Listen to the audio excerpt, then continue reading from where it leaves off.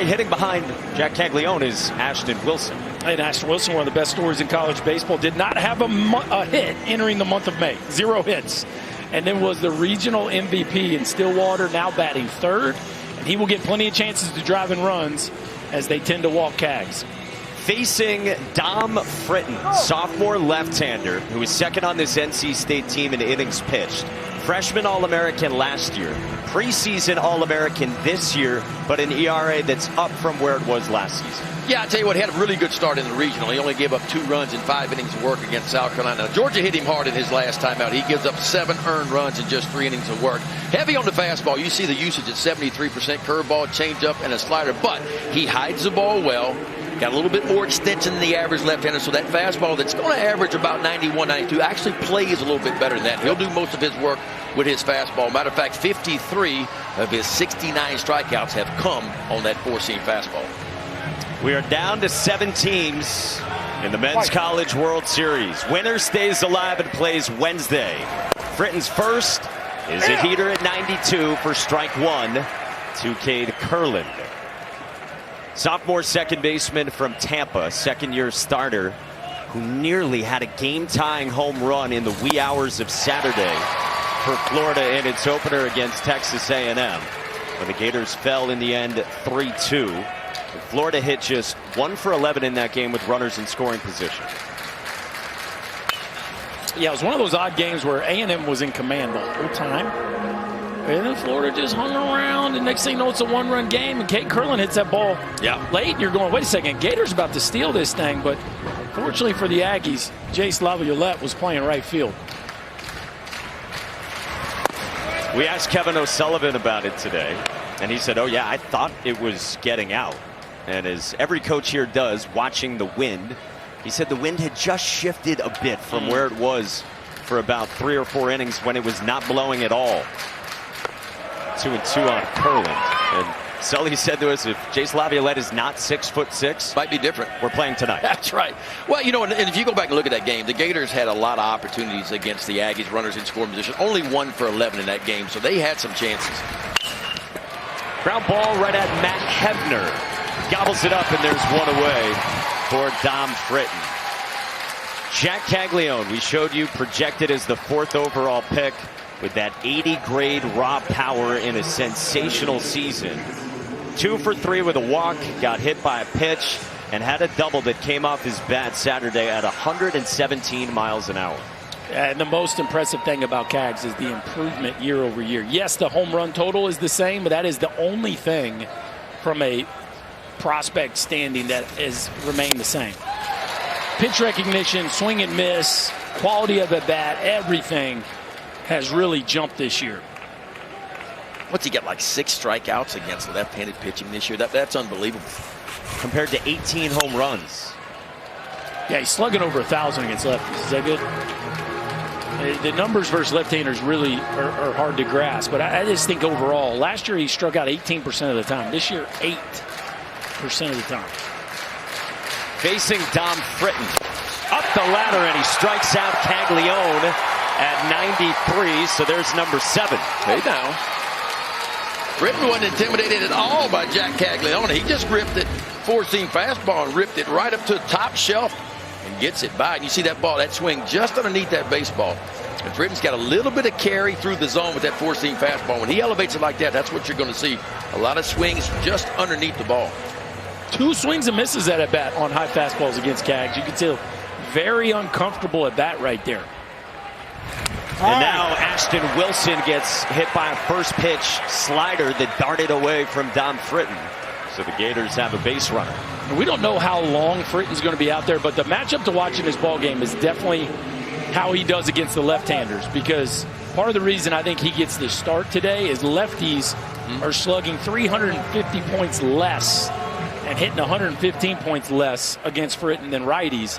And you look at this Florida lineup, Caglianone, Shelton, so many of their scariest dudes are left-handed. I think if NC State gets 5 out of Fritton, they'll be happy with that. He's only averaged 4 2/3 per start through his 16 starts this year. This is Colby Shelton, the Alabama transfer who has settled in at shortstop. And one of those vaunted bats in the Gators lineup, and a lefty indeed. We talked to Elliott Avent this morning, and he said if the riding fastball is good enough and if it's in the zone enough, then they'll go with Fritten. They felt like he had a better chance to be dominant against this Florida lineup. Yeah, if his fastball's on and he's attacking towards top shelf, top of that zone, he can be good. But for the year, I mean, he throws that fastball nearly 70% of the time, so he has done a lot of work on that heater. And that hits Colby Shelton up and in with a heater that leaked. And so 2 quick outs and then 2 hit batters for Dom Fritten. That's the only knock on Fritten, really. The stuff is good, but if you look at the base on balls, sometimes the command can waver a little bit. He came in with 44 walks in just 71 innings of work. He's got to deal with 2 on against the first baseman, Luke Heyman, sophomore who's draft eligible, a Florida native. And there was some decision for NC State on who it would start today. Dom Fritten or one of the veterans, Logan Whitaker. We asked Elliott Avent about that choice, and he said it was tempting to go with Whitaker. You see right there. But Elliott said we've done it in this order all season, so we're going to stick with it. And he actually met with his pitching coach, Clint Chrysler, yesterday, and they had a discussion at the hotel about it. Elliott said that about 8 people came over, just fans and probably family members, saying, who are you going to start? Right. And there were votes in each category. Well, we saw this from Elliott a couple of years ago. He doesn't change a whole lot, and they've had a lot of success. I mean, look, they're 20-10 in their last 30 games. I guess the way he looks at it is, I'm going to dance with the one that got me. And that one is Dom Fritten, who blows 93 past Heyman and leaves 2 with a couple Ks for NC State in the first. Yeah, and the power comes from those top 4 dudes. You look at the first 4 guys in this order, and it's 14 of their 18 postseason home runs. So Makarevich right there in the middle of it. But for Cags, it's going to be very interesting to see if he can start sharp, because they ask a lot of you with the top of this order. 2 starts so far in the NCAA tournament, and Jac Caglianone and Florida 11-4, Ben, when he starts this year. Yeah, he seems to put some offense up when he's pitching, but he hasn't been great. I mean, you go back to his last 3 starts, the ERA is 7.6 over his last 3 starts. So he's given up some run. The good news for him, when he pitches, Florida typically puts some runs on the scoreboard. See the walks, circle those walks, 48 of them. That can be an issue for Cags from time to time, but a little bit less than 50% use on that fastball. Heavy on that changeup, especially to the right-handed hitters, and he'll show you a slider, an occasional cutter as well. With the wind really whipping here on this Monday afternoon, he starts out with 91, up high to Eli Serrano. We'll keep tabs on that Caglianone velo. Of course, he's known for his 2-way exploits. Last year running it up around 100. That one comes in at 90. On Serrano, 6'5" center fielder and sophomore, who last year was the first baseman as a true freshman starter, but wanted to play in center this year. Well, the early indication of the fastball velocity is more of what we saw last week, which is clearly down from his season average. And so he drew so many headlines as the guy for being able to, hit it 119 and then throw it 100. This is how his fastball velo has been all year. You see right there in the super, below 91. First time in his career he's had a start averaging below 92. It's odd. It is. Some people say, well, he's tired, but I look at it. I mean, look, he's just now getting to where he was last year. So he threw 74 2/3 last year. He comes in at 72 2/3 this year. So actually a couple innings less than what he performed with last year. Serrano lifts this one into the wind in center, and Michael Robertson for the first out. Cags not necessarily known as a fly ball pitcher, but today, good day to get fly balls. Man, with the wind blowing in right now, this is a pitcher's dream right here, to have that kind of wind shoot straight in. And this is where you can afford to be a little bit more aggressive over the white part of the plate when you fall behind, because it's going to take a bolt to get it out of here today. Windiest game we've seen, right? Yes. I think so. And it seems to be the most directly in-game wind we've seen. For the most part, you get a little bit of cross-field action today. It's just hitting the hitters right in the eyeballs.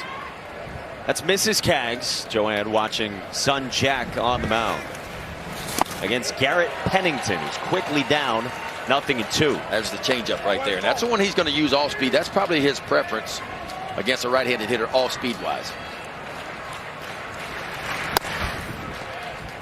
How good is his changeup? It's really good when he gets it over the white part of the plate. The problem with Cag sometimes is he doesn't get it over the white part of the plate. Because, I mean, the difference in speed is a lot. That's what gets most hitters. I mean, the changeup's going to come in at 79, 80 miles an hour. Fastball 92, 90. So that's a big adjustment for a hitter. That's 93 inside that hits Pennington, and he's on. Danny. Yeah, guys, you mentioned Mom. I saw her before the game. She's nervous. Last year, nervous too. And she said, but listen, you know, these guys making it here extends our time getting to watch them play. But Mom is nervous. Dad is not here yet. He was working, so hopefully Dad can get here to see this. Mom looks nervous. Yes, understandably. I'd like to give her a hug and tell her, your kid's really good. It's going to be all right. It's going to be okay. It's going to be all right. 1 out, 1 on for Caglianone facing Alec Makarevich. It's really going to be all right in about 3 weeks when the draft rolls by. Deep breath. Fifth-year senior, the East Carolina transfer, bounces one foul. That was close. Cags has handled everything like a champ. You know, I mean, all the publicity and this and that. Look, I mean, for me, he should have been one of the 3 gold spikes. I'm not taking anything away from the guys, the 3 finalists, because they're outstanding players too. But for me, for what Cags has done on both sides of the ball, to me, he deserved to be there.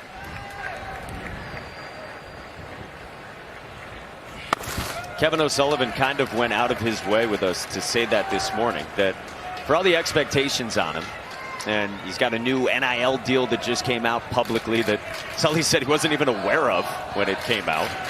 There's so much fan attraction and publicity around Caglianone, and he's put up 33 home runs. He's doing the same things and then even better offensively. And look, we talk about the velo. He's pitched better as well, even with lessened velo. And he's handled it with a smile on his face and a consistency that I think has really stood out to the staff. Right, there's an immense amount of pressure on this young man. And he's grown into more than just a special talent. Yeah. He's become a special leader. Yeah. He looks uncomfortable on the mound right now to me, like he is really feeling for his mechanics right now, just trying to figure it out.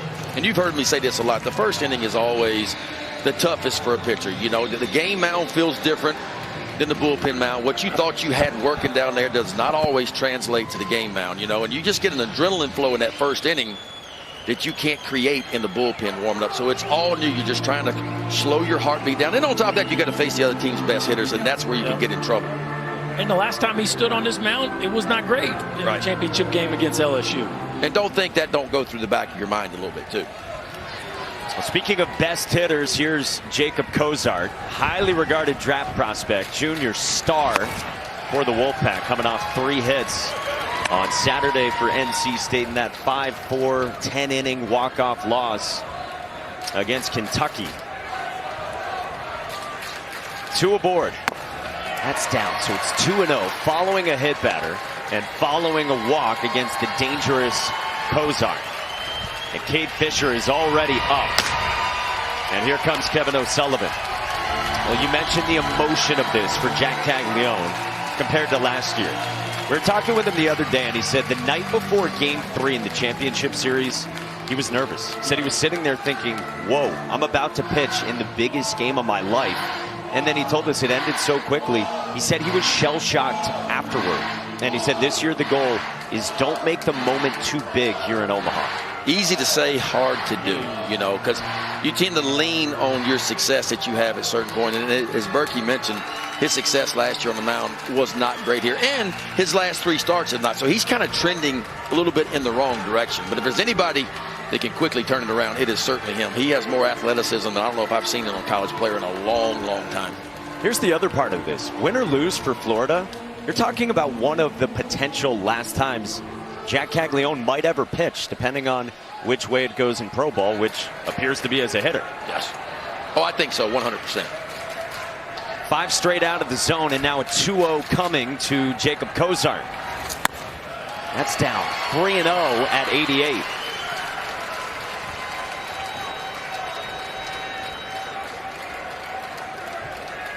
Cozart third on this team in OPS. All 4. That misses. 87 off and inside, and a 4-pitch walk, and 3 straight free passes issued by Jac Caglianone. Well, I mean, if you're Kevin O'Sullivan, it can't be too long of a leash. It just can't. You're in an elimination game, and last week wasn't great from Cags, but the command was fine. It was not shaky from a balls and strike standpoint. I mean, he always walks a few guys, but man, he just, like you said, Ben, just not comfortable. First pitch swinging Brandon Butterworth.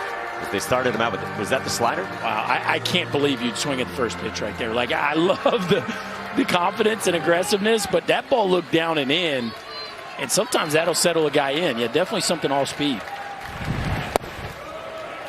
Off speed again, fluttering into Brandon Butterworth, the Western Carolina transfer. Supplied some big hits this season in round one with the Wolfpack. I think 3 straight changeups. Yeah, what it looks like. That's Kevin O'Sullivan. Sometimes when the rhythm is off with the fastball, sometimes pitching coach will call some off-speed pitches, and a lot of times that'll kind of get you back in your rhythm, get you going again. That's lifted foul by Butterworth. Brandon Butterworth spent the last 2 years not at shortstop, but at second base at Western Carolina. So they bring him into the ACC, and he's at short. Bouncing ball at third and foul. And Dale Thomas. So how about that? You go from Western Carolina second baseman to NC State Omaha bound shortstop for Brandon Butterworth. And impress your head coach Elliott Avent so much that he's putting you up there with defensively with 2 of the best he's ever coached. Well, this has been a good defensive team. I mean, NC State the last 6 games, 1 error. On the ground into left field, a base hit. Pennington scores, and the Wolfpack strikes first.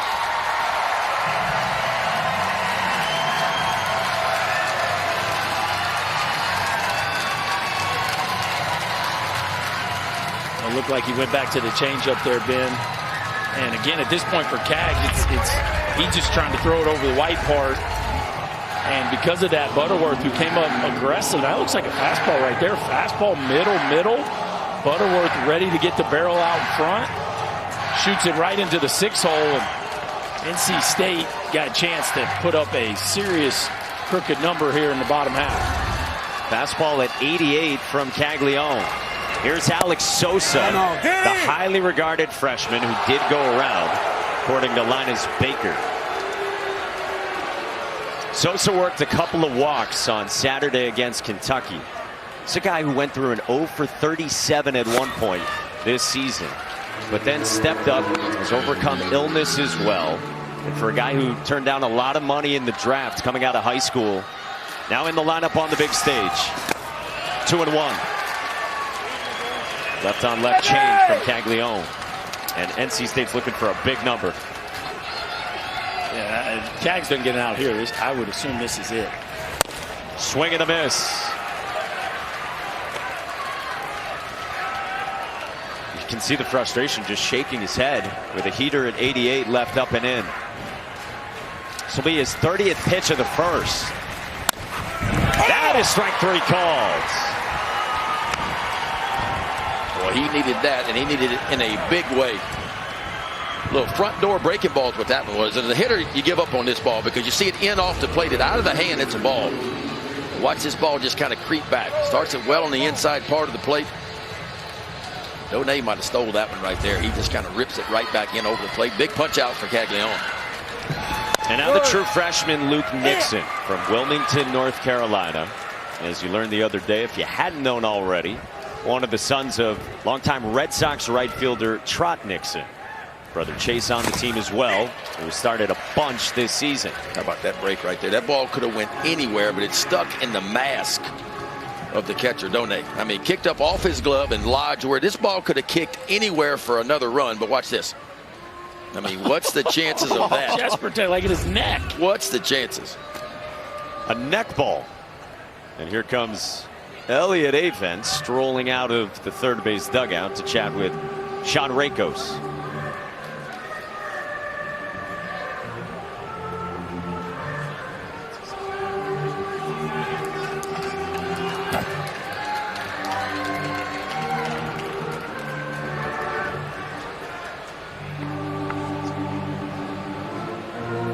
imagine there's anything wrong with the ball just getting lodged up there in the neck. So I'm not sure what the discussion would be about.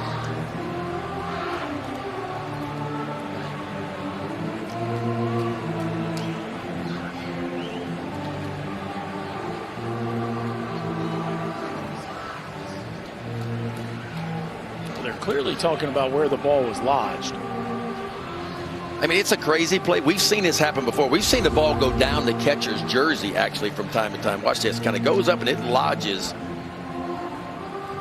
somewhere in between the mask, the chest protector, and his neck.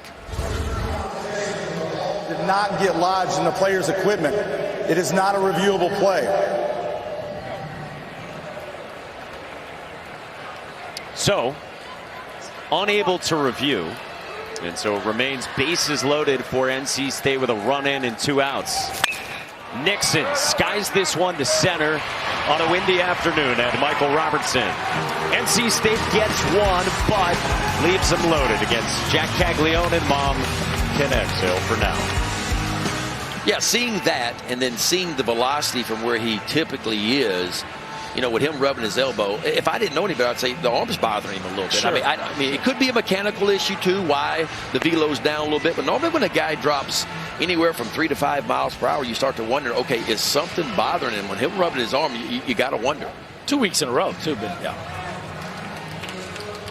Yet, he held NC State to one somehow. Right. You really got to feel like you stole something there if you're Florida. Like that could have been a 3, 4, 5 spot. So it's 1-0 Wolfpack in front in this elimination game at the Men's College World Series. 6, 7, and 8 for Florida. Starts with Tyler Shelnutt against Dom Fritton, who fanned 2 and also hit 2 in the first. Shelnutt, the senior from Lake City, Florida, from less than an hour away from Gainesville. Good season again with the bat, and Shelnutt has increased his power production this year. 15 home runs after 7 all of last year. Had a double and a walk Saturday against Texas A&M. 92 for a strike, 1 and 2. Pretty good fastball command so far by Fritton. And that is a key for him and most pitchers. Can you throw your fastball where you want to? And typically the all-speed stuff will start to come right behind that. Hot shot right at Butterworth. 1 away. 107 off the bat. Always nice when they hit it hard right at one of your guys. Now Butterworth has to leave his feet right here, but the first time we've seen the Gators square one up, and it just goes as an out. Butterworth, I like the decision to leave your feet. This ball kind of top spun and nosedive, and he gets his eyes right there behind the baseball as that ball was really sinking on him as it got to him. The first hard hit ball of the day for the Gators just goes for an out.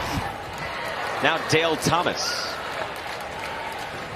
fifth-year senior, a Florida native as well, who wanted to come back home. In his second year with the Gators after 3 seasons at Coastal Carolina. More than 700 plate appearances in his career.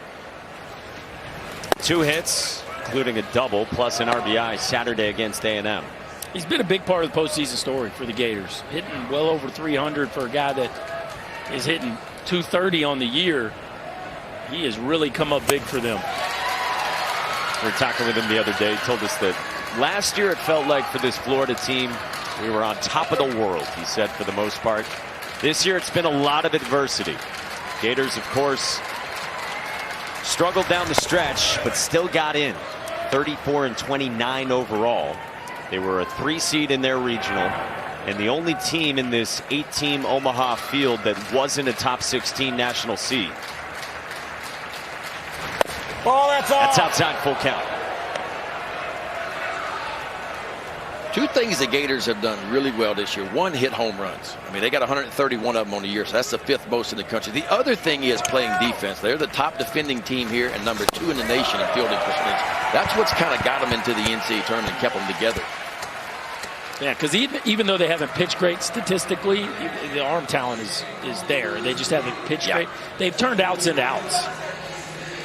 the fielding percentage has been consistent all year long defensively. Yeah, because if you look at their team ERA, I mean, it's over 6.12 team ERA. That's pretty high. Last year, as they made the College World Series final, their team ERA was 4.65, so it's elevated a good bit from year to year.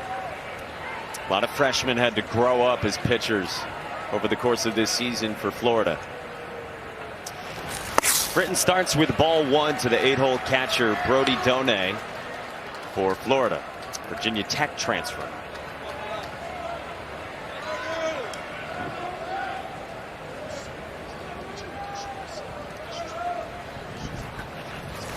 That's up and away. 2-0. Keep showing you Jac Caglianone in the dugout. And Kate Fisher throwing would seem to indicate Caglianone's done. Yeah, he's coming in the game. Yeah. I mean, you don't keep getting hot if you're not coming in the game. And typically Cags would be sitting on the bench right now if he was still pitching. Fastball velo averaged 89.5 in the first inning, which would be well below his career low. Right. We told you before his last start, he had never been below 92 on average with his fastball. So obviously could be just some soreness and ineffectiveness. You hope it's just that, nothing more for Caglianone. Well, the body language to me, we talk about him being, I've been there before and pitched with a sore arm, and sometimes the body language is different. Like when you're feeling good and you're rolling and you're in your groove, like you're hopping right back on the bump, you're going again. But he was walking around, kicking dirt. You could almost tell he just wasn't right to me.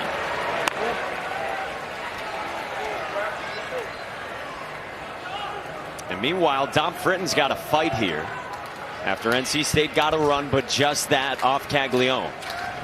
With Dale Thomas aboard, 3-2. Donay fouls it back.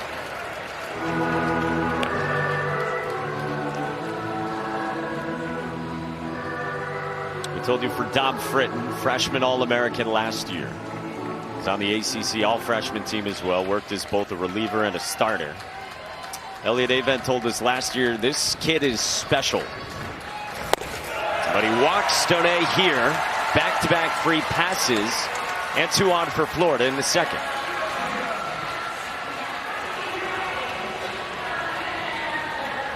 And look, NC State's gone through a lot in terms of its pitching this season. Saw Sam Highfill pitch really well on Saturday against Kentucky. But they've been dealing with a lot of injuries. We got longtime starting pitcher Matt Willitson, who has made 45 starts in his career. And he's got one of the jerseys that hangs in there because he had Tommy John surgery. He's not here with the team. And then Josh Hogue, a left fielder, he suffered a pretty gruesome leg injury this season. Fractured tibia and fibula 4 months after a collision in the outfield. So you talk about adversity, not just with their pitching. They hang those jerseys. That's a neat touch to keep those guys close for the ones who didn't travel. Yeah, I like that. That's a really cool thing. And look, everybody's got a story, and every team's got a story getting here. And, you know, everybody's had to overcome. But it feels like NC State has had a lot of injuries. And we see more and more of our pitchers, our throwers going down every year, not only at the collegiate and high school level, but in pro ball as well. But the good news for them, a lot of those injuries happened a little earlier in the season for NC State. So they found a way to get some guys some reps and kind of get it going. Because remember going back, I mean, they really struggled in early April. They lost 5 in a row. They were swept by Louisville. And then they had to face the meat of their schedule. And they really got it going, finishing 11-4 in conference play. I mean, they knocked off Carolina, knocked off Clemson, knocked off everybody. So there was a lot of concern because they really hadn't faced the heart of their schedule. And so you wondered how they performed, but they grabbed a different gear. And arrived in the NCAA tournament as the number 10 national seed. It's now 2-1 on Michael Robertson. Elliot Avent was telling us it's more injuries than I've ever seen in my career. They've had to really battle this season.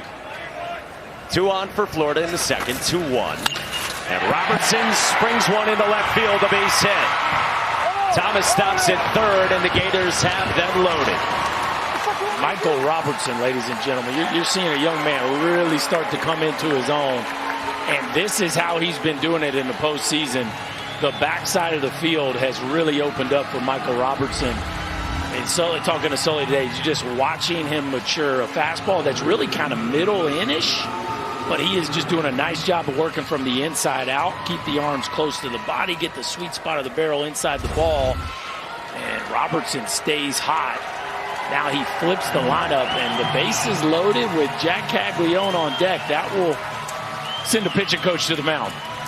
And it does with Clint Chrysler, sixth-year pitching coach, former two-way guy himself. It's Stetson with Caglianone looming. Well, it's interesting here, Ben, too, because it's not a double play offering on the mound. That doesn't mean you can't hit a ground ball, right? Curlin hit a ground ball his first AB, but Logan Whitaker jogs down to the pen, and we check in with Danny. Yeah, guys, Elliot Amen just told him, hey, go down into the concourse when no one can see you. Go get ready. Go stretch out. So, as you said, Mike, he just ran down to the bullpen. Yeah, Whitaker's been kind of their number 3 guy in that rotation. well, you had him fantastic last weekend, right? Yeah. Against Georgia. He was really good first couple times through. And again, more of a ground ball type of pitcher. Sinker, changeup kind of guy. Britton's got his hands full here. Yeah, the key here is bending a little bit but not breaking, right? You don't mind giving up one. One's not going to beat you here. You're trying to stay away from the crooked number. This is the leadoff man, Cade Curlin, who grounded out to second his first time to start this ball game. 0-1.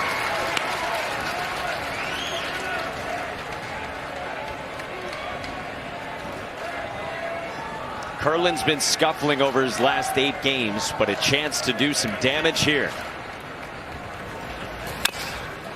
0-2 from Fritton as he sticks with the off-speed. Yeah, back-to-back off-speed pitches to get a hit 0-2. Now the question is, because when you get yourself as a pitcher in this situation, bases loaded and one out, you think a ground ball at first because you're trying to roll 2 and get off the field. Now, when I get to 0-2, I'm thinking one thing right now. I got some shots here for a big strikeout, and that's what Fritton needs here. 0-2. In the air, it struck well to left, and Luke Nixon's under it as Dale Thomas tags, and Nixon's throw will not get him. Cade Curlin's sac fly ties this game at 1.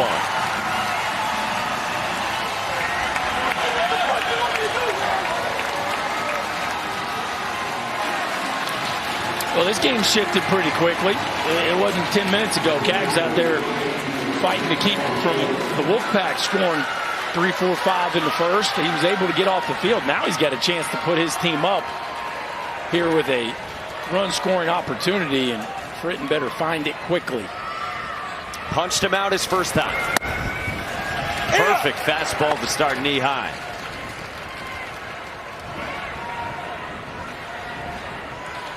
.33 home runs for Jac Caglianone, the top 5 prospect. This is clubbed. Right field on a line. God! Caglianone with a rocket.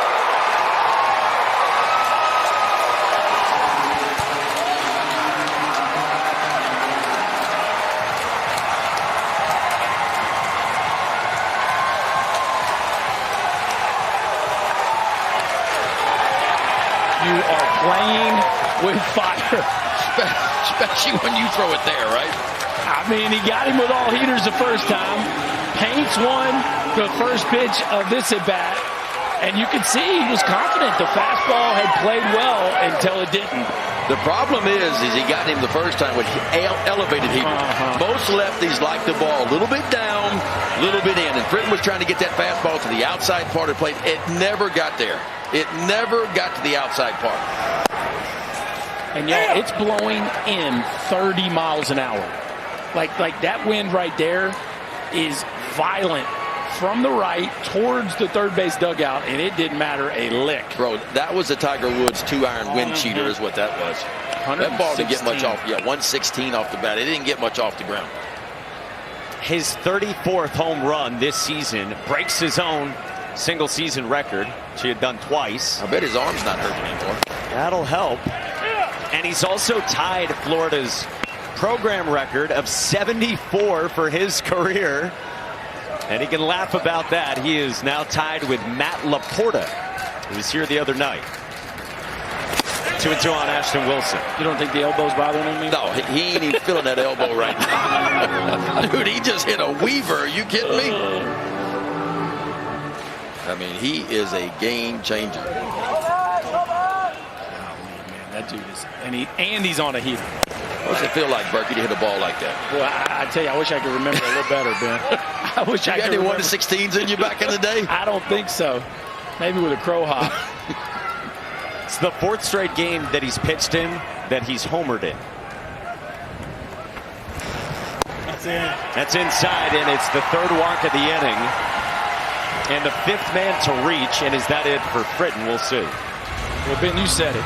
The ball up, okay, not this one. Not this one. Outer 3rd and down to one of the most talented hitters in the country who's red hot, and that is dropping the head of the bat on the baseball. And it doesn't matter how big the park or how hard the wind's blowing. If Jac Caglianone hits a ball like that, you can forget about it. Brings up Colby Shelton. Just a bullet.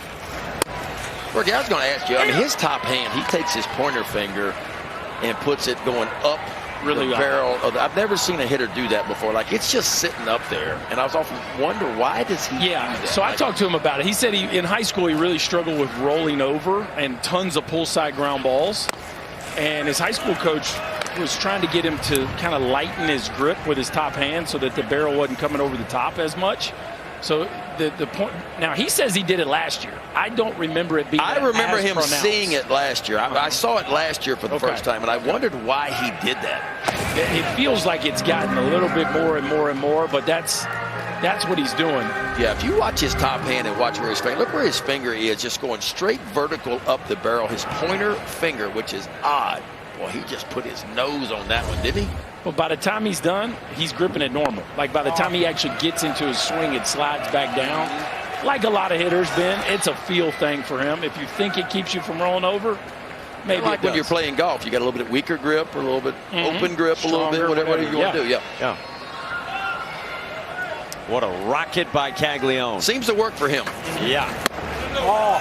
How about the line Elliot Ava had to us earlier today about how he spent last night? He said, I ordered some chicken wings and Domino's and watched film of Caglianone. Yeah. He said, I just didn't feel like getting out. He said, I just want to hang out in the room. Said it was like a horror film on Halloween. I was about to say, that's not exactly a pleasant evening. Swing and a miss. Full count on Colby Shelton. 18-degree homer. Now, the average homer is 26 to 32. Launch angle. Launch angle. That one was 18. Now, 18 is normally a ball that probably 3 hops the wall. Unless it's hit 116. And then it will stay in the air a while. We got a 2-iron put on it, not a 1-iron. Yeah, well, Ben went 2-iron. That's okay. We could go 1 or 2. Depends on what the shot shape calls for. He said, yep, that's how I did it. Yeah, he's like talking about it right now. We're both feeling just fine. All smiles in the Gator dugout right now. Meantime, the 39th pitch of the inning from Dom Fritton strikes out Colby Shelton. Well, Jac Caglianone wasn't doing it on the bump, but he is in the box. How about it now? One of the loudest swings of the bat you will ever hear when Cags hits it, folks. It doesn't matter the conditions or the ballpark. The Gators have seen that a few times, and Mama is a little lighter on her feet right now. Yeah, left-hander fastball. They'll be in that 90-mile-per-hour range.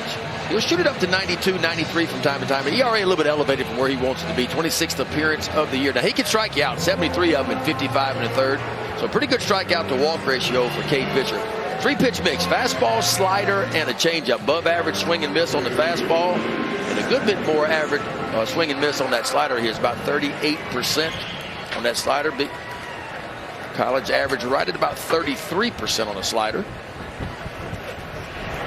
Boys just talked to Kevin O'Sullivan about Jack. Said nothing's wrong with his arm, not hurt. Thinks he's just tired. That's what he said. Yeah, we had asked Kevin O'Sullivan about the velo earlier today, so it's not like they were unaware of that going in.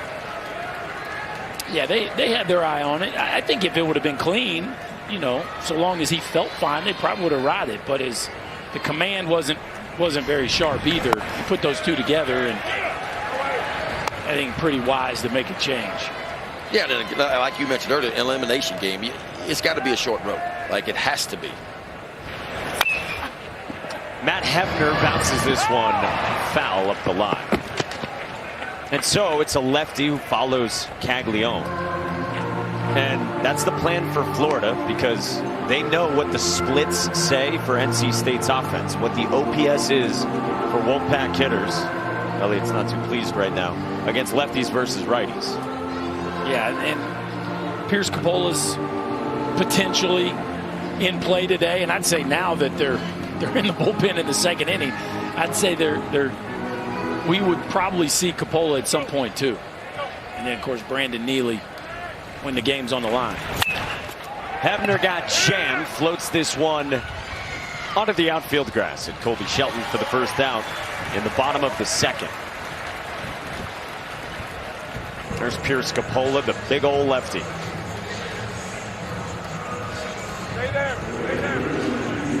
So NC State bats in the second, down by 3. They've got Caglianone out of this game. And there's so many lefties in there, hence those left-handed pitchers for Florida. And here's another, Noah Souls. Souls, the 5th-year senior. Described by Elliot Avent as a heart and soul guy in this program. Had 2 hits Saturday against Kentucky, but got replaced. And Elliot Avent told us today the hamstring is about 80%, and that's as of last night before Elliot went to bed. But he said Noah Souls has given a lot to this program, and so if he says he's good to go, I will play. He's earned that. Well, you trust an older player, number one, to tell you the truth about what percent his legs are, but number two, manage it, right? Find gears, play at different gears. And, you know, there's certain plays where you have no choice. You got to put the gas pedal down if you got to score from first on a double or something like that. But there's other times where even if you're feeling a little tender, you can play at 80-90% and still stay on the field. Bouncing ball right side at Cade Curlin. 2 quick ones for Cade Fisher. Like right there. I mean, you could tell Souls is not running at 100%. Now, could he have, if he really thought he could beat that out? Maybe, but definitely looked a little guarded getting down the line right there. Souls a guy anyway who missed a lot of time this year because he needed ankle surgery on a high ankle sprain. Slider's not sharp at all. He's given the scouting report to his teammates. Slider not sharp at all. We heard that. Classic from a hitter. Yeah. Just get carved up and how to go. He stinks. This guy stinks. He's got nothing. I'm 0 for 4. It is so classic. That's what you call a comfortable. I've done it, and every hitter I've ever played done it. That's what you call a comfortable 0 for 4 if you get there. Yeah. That breaking ball was pretty decent on the inside part of the plate to Eli Serrato. And as a teammate, you got to learn to filter the guys that are giving you decent information and guys that are so mad they got out that you can't even trust them. You know, like, how's that breaking ball? Stinks. Wait, but you just swung at it and it bounced before home plate. No. Bug in my eye. Like, he's no good. I've heard, not from personal experience, but that Dustin Pedroia was one of those guys. Nobody was any good. Hunter Pence, same way. Nobody good. Bouncer up the middle. Colby Shelton was shifted that way, and it's a 1-2-3. Second for Cade Fisher in relief. Wasn't able to command it too good. 2 hit-by pitches in the first inning alone. He did strike out 2 with some traffic to get out of the first inning with a 0, but the second inning caught up to him after getting the first out. Back-to-back walks to single, and a big miss against a guy that you just cannot miss right there on. That cost him a 3-run homer, so he is out of the ballgame after giving up 4 runs, 2 innings of work, walked 3, hit 2, and struck out 3. Draft eligible sophomore is out of this game, and he gives way to the veteran.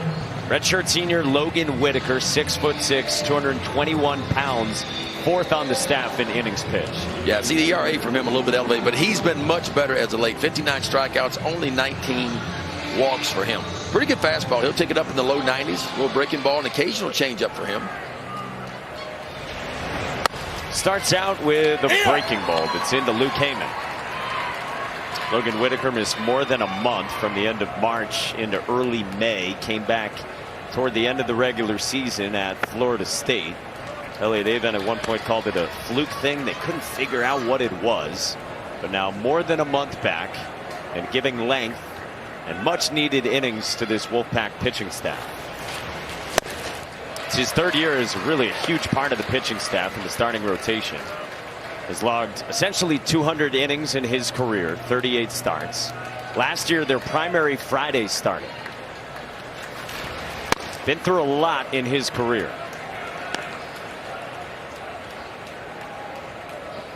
Heyman struck out his first time.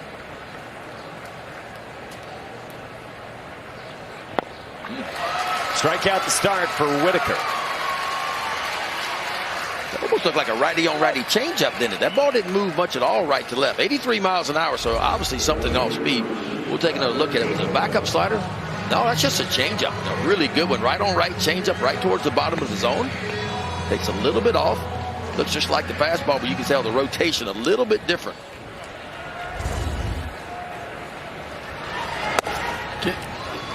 This is an interesting thing about it. We got 4 ACC, 4 SEC teams. Yep. Right?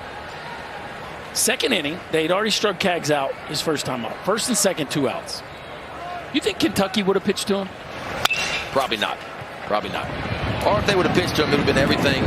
But that's the thing. It's like Tennessee would have pitched to him. Here's my point. Like, there's teams in this event that have seen him for 2.5 years that just kind of know, right? Where then you have your ACC teams that just see the numbers, they see the video, but they haven't felt it. They haven't been burned by it. Do you see what I'm saying? They haven't lived it. Yes. And you go, you know what? We got him the first time. The wind's blowing in.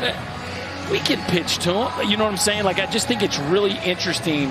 And then the opposite could also be true, where if you've faced a team throughout the last couple years and you had success against a guy, you maybe would be more likely to pitch to him. No, that's a good point. It's a good point.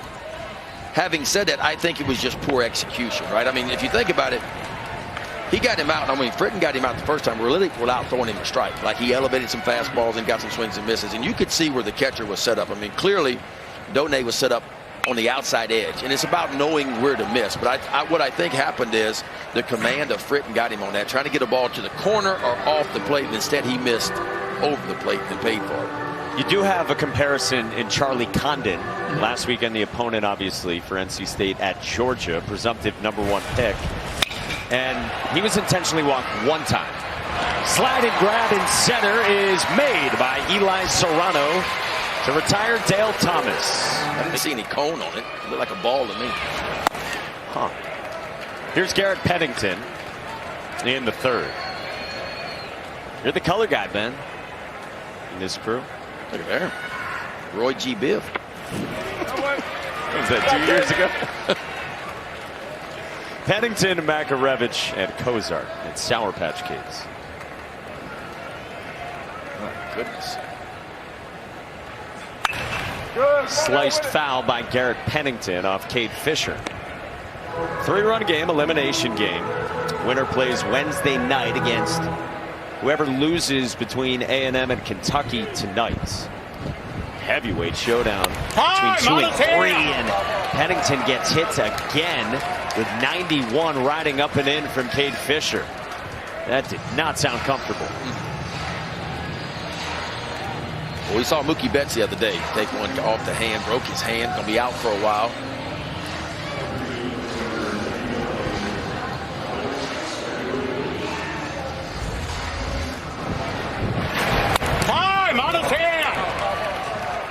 It had a loud noise to it. Yeah, almost like it got something Like knob, it got too. the knob, yeah. It looked like it hit a little both, Ben. Might have got the wrist first and then a knob, huh? Left wrist and then a knob. And this is reviewable, so Florida elects to challenge. Coaches get 2 challenges per game, and you retain them if you're successful. Well, I think the Gators heard what we heard. A little bit of a ping, a little bit of a ting. I think it hit both. Yeah. I think it hit his hand and then the knob. Me too.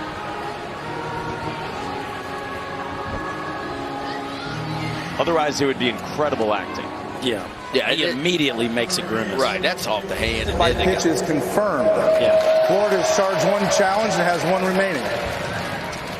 A big shout out to the umpires. Like, that is how a review is done, right there, from announcement to timing and all of it.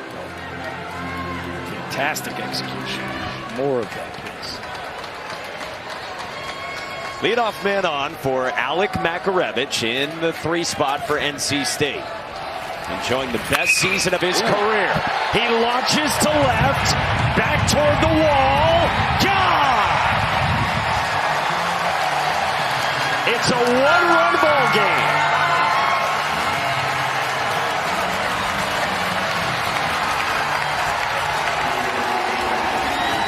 His second home run here in Omaha. And he puts in charge of this one. 104 off the bat, 369 feet. And he's beginning to be known as Big Hit Mac, because he's coming up with some big ones in the NCAA tournament. They get number 24 on the year, 84 RBIs. He'll put that hockey helmet on. Broke his tooth in the regionals. He was playing with a tooth that was missing. He got it fixed. He kind of looked like a hockey player. Yes. And I told him, I said, no, dude, you still got way too many teeth for a hockey player. Told us he didn't want to go viral for that reason. Well, the bat is bringing a big name here to Omaha as well. He's homered now in 5 of his last 6 games. Had those 23 coming in, which were the 6th most in program history. And Alec Makarevich stays hot. Jacob Kozak bounces at Cade Kurland, who recovers for the first out. And if you don't know about that hockey helmet for NC State, a gift from Rod Brindamore, head coach of the Carolina Hurricanes. Trying to go two-seamer away, and that's just yanking it right back across the middle of the plate. And that is a big, strong man, and he just kind of, it's a hook wind that's coming in a little bit, but this one just kind of rides it into the left field bullpen. Man, Makarevich, we talk about Cags being on a heater. Makarevich, over 400 now, 5 homers and 13 ribbies in the NCAA tournament. Yeah, you see, he wears number 99. He's a Wayne Gretzky fan, believe it or not. Huh? Kind of young. That's not Judge. That's impressive, though, to be as young as he is and still know who Wayne Gretzky is. To know all about the great one. That one came inside and did not hit Brandon Butterworth. There's a lot of 99s these days on youth baseball fields, and it's not for Wayne Gretzky. Right. Yeah. So you know, Mark. It's for a different slugger. Yes, pretty good at baseball. Butterworth skies this one to right.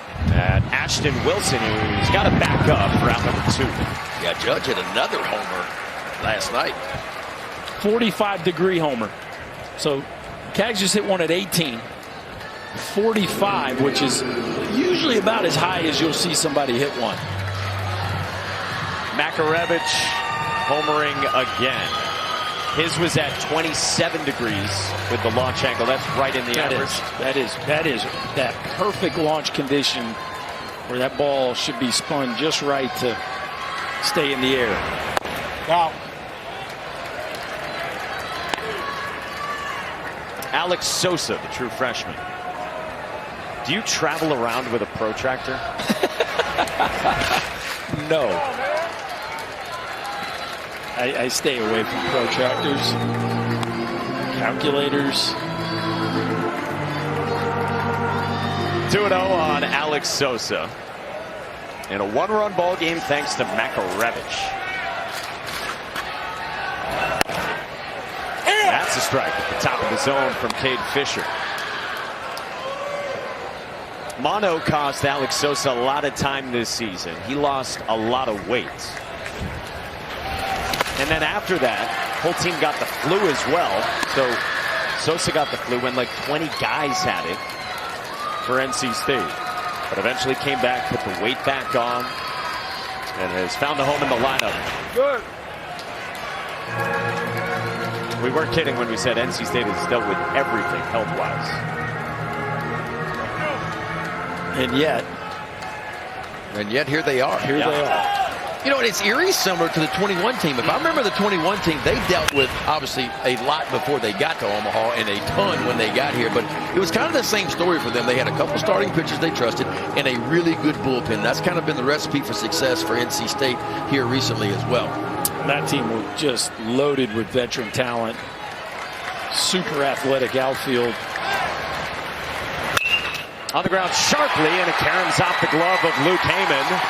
And Alex Sosa's on. Blue chip freshman smokes that one, and it's a 2-out single.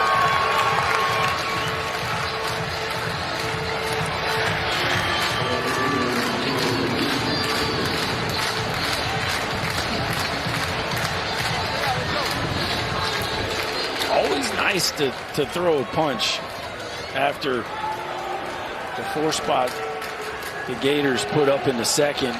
Wolfpack here making a statement in the third. This one has all the feels of a classic back and forth. This is exactly what NC State did to Georgia. Every time Georgia scored in Game 3 of that Super Regional, NC State would answer back the next inning. They wouldn't allow Georgia to get any momentum going. That's a strike to Luke Nixon. And again, just plays into the resilience of the Wolfpack team. Talking with Jacob Kozar, and he told us we have resilience on this group and handle adversity better than any team, he said, that he's ever been a part of. And they've had a ton of comebacks this year. There was a time where they had 6 walk-off wins, all within a 30-day span. Had a flair for the dramatic. 1-2, down and away on a slider. It was the talk of the NC State dugout.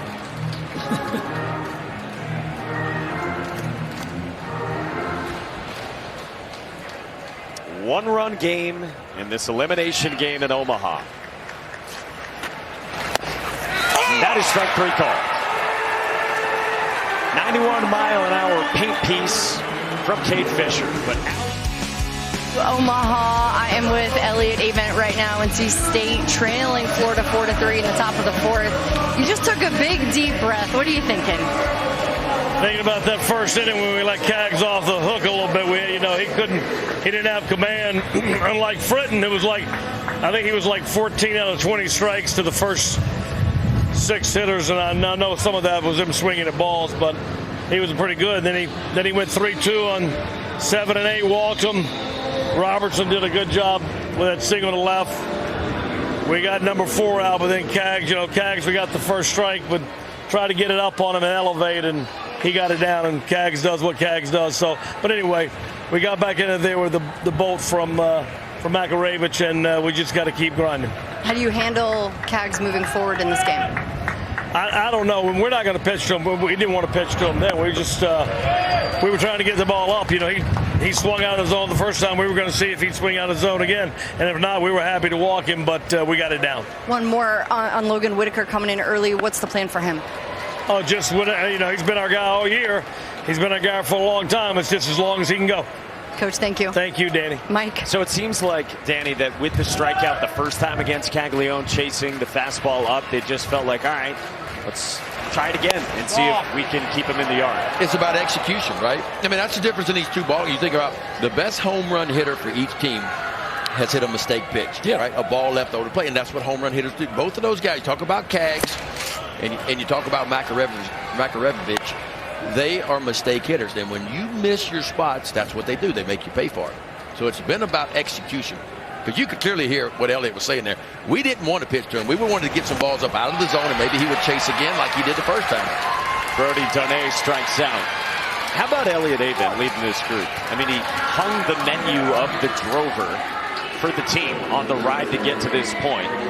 And took everybody to the Drover before they got here. I told you last night he was chowing down on chicken wings and Domino's. He's enjoying this group.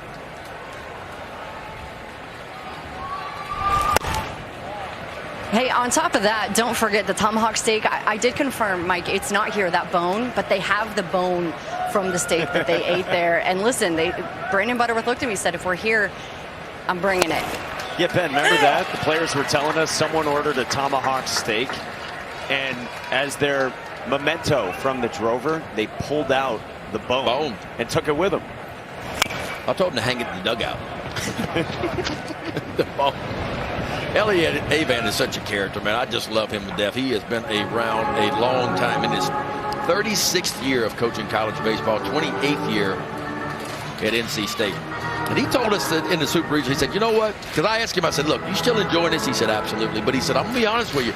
There are certain days I wake up, and he said, I think about riding off in the sunset. But he said, there's certain days that I wake up, I can't wait to get to the ballpark, which kind of tells me he's kind of sitting on the fence a little bit. So who knows what he's going to do. His first year at NC State was in 1997, following Ray Tanner. Michael Robertson hits one hard up the middle, and boy, he has looked good at the plate recently. He's hot.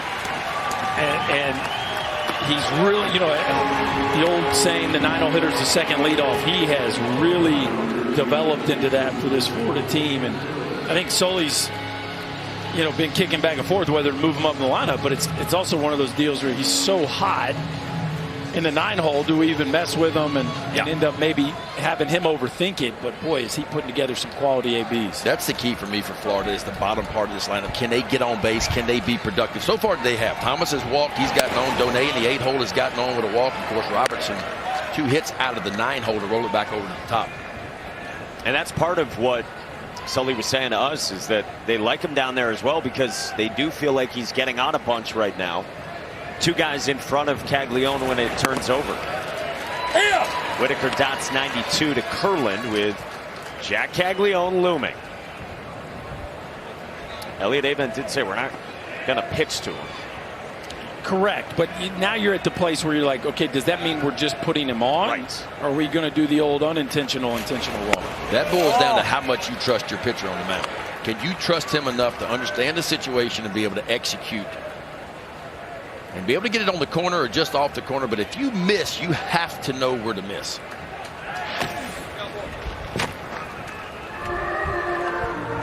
Logan Whitaker's a guy they've got a ton of trust in. Showed up in 2019 at NC State, but arm issues persisted a couple of times. A couple of years where Logan Whitaker wasn't even listed on the roster, with Dad Scott watching.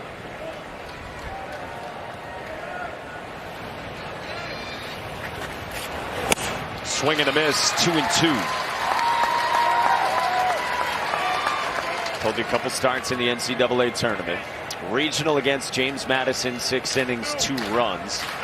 Then in the Super Game 3 at Georgia on Monday of last week, 4 1/3, 2 runs. That's 7 strikeouts as well. Yeah, Whitaker's got some years on him. He actually got to campus in 2019, but he didn't play in 19, 20, or 21. They plugged him in 22, and he went to work. Got 17 starts in 22, 15 starts in 23. Here he is in 24.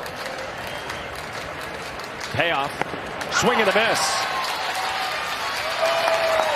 Right on right changeup to strike out Cade Curlin. The last time Jac Caglianone came up, he did this.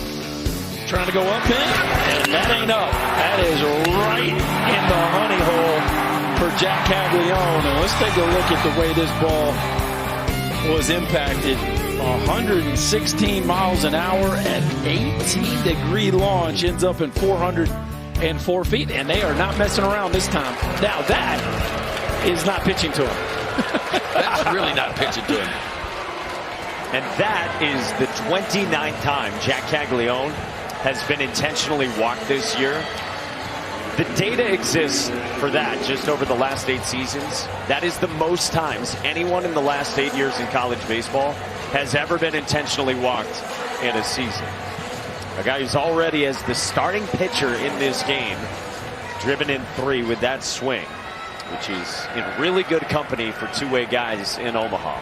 The legends there, Hudson and Keishner. So that puts the onus on Ashton Wilson, who has been hit by a pitch and has walked so far, as the protection for Jac Caglianone. He's got a massive lead over at first. Now being held with 2 outs and 2 aboard.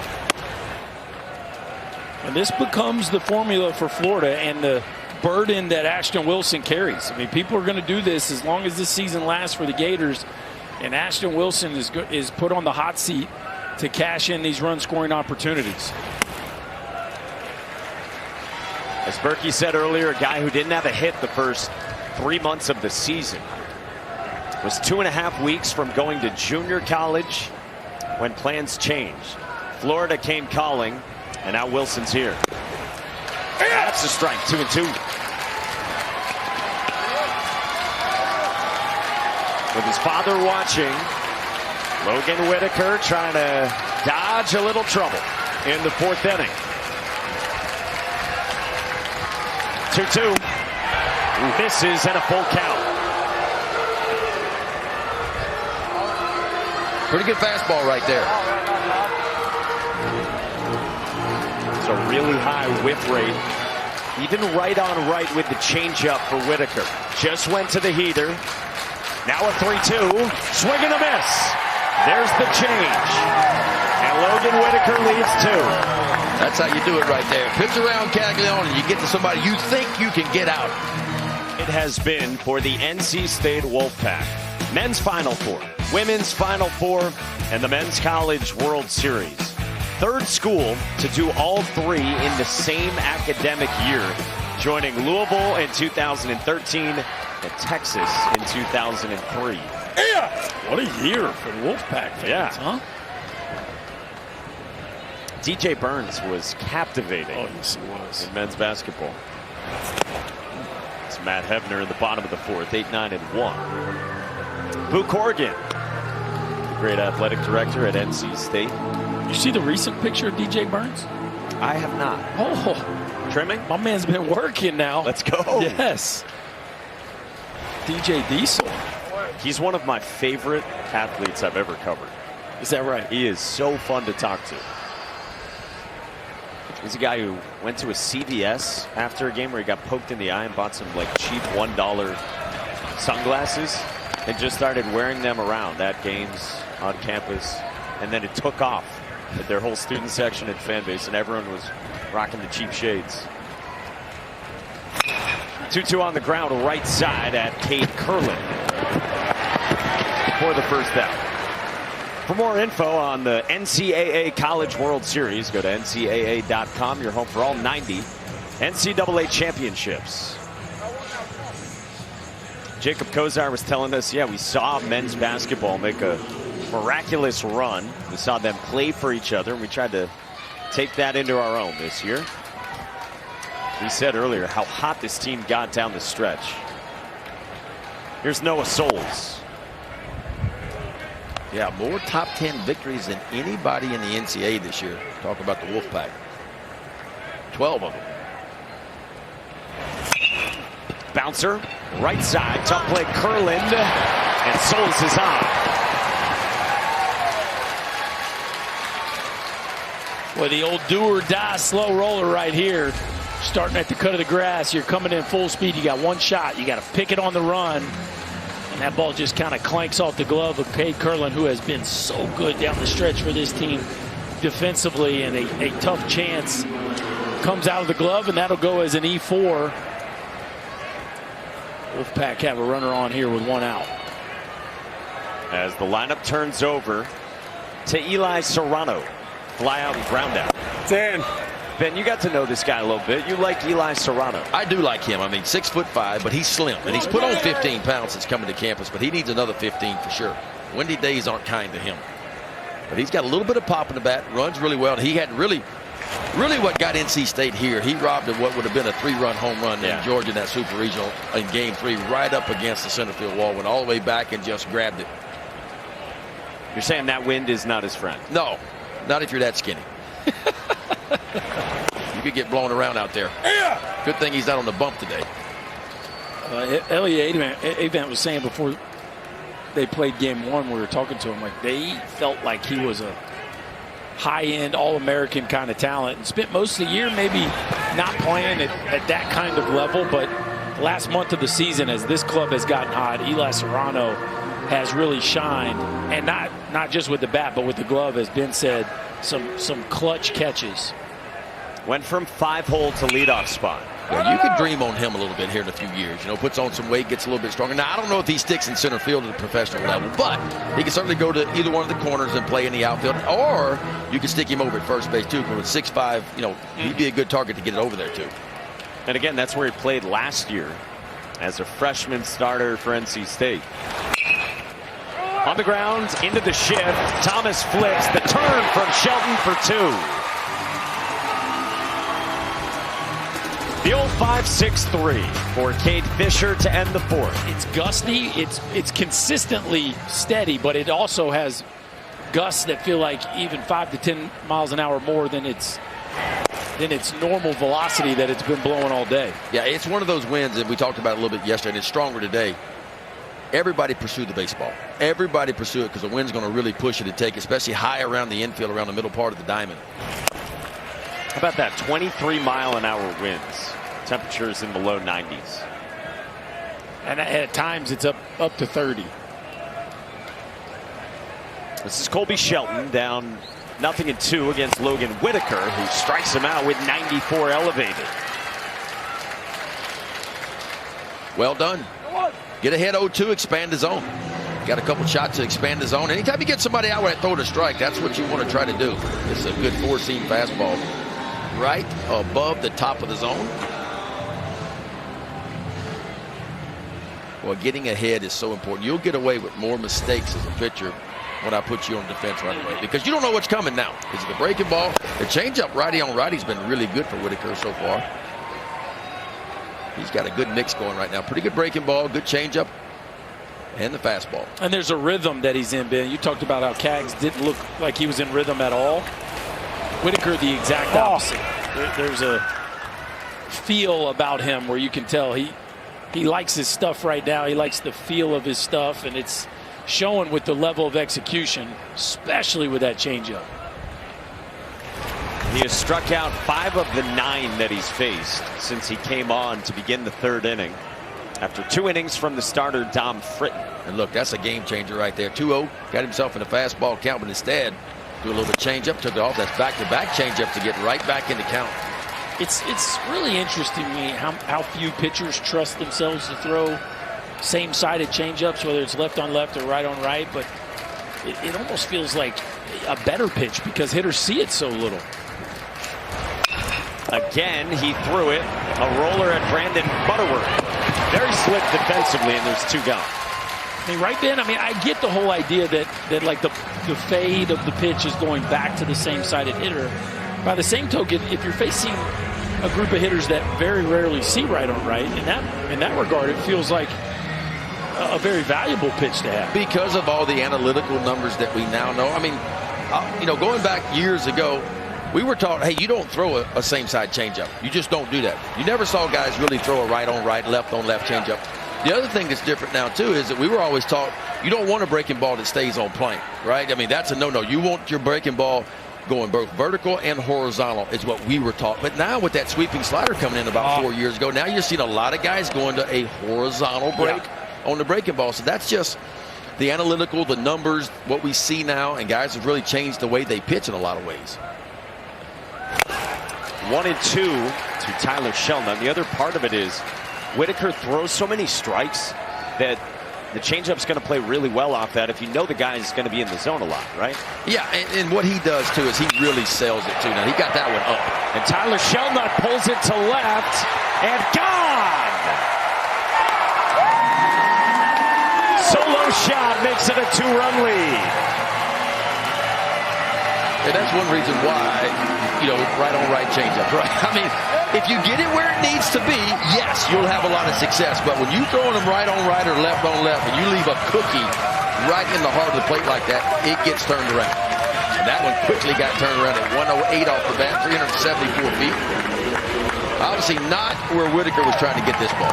The fear of the miss, right? We saw it last night with Shea Sprague and Kavaris Tears. Left-on-left changeup that Tears hit into the right field bullpen. So funny. Why don't we see more of it? Boom, guy hangs one right on right. Off it goes into the bullpen. It's great when you execute it, right? It's great. But when you don't, it seems to be loud. 3rd homer the last 5 games for Tyler Shelton.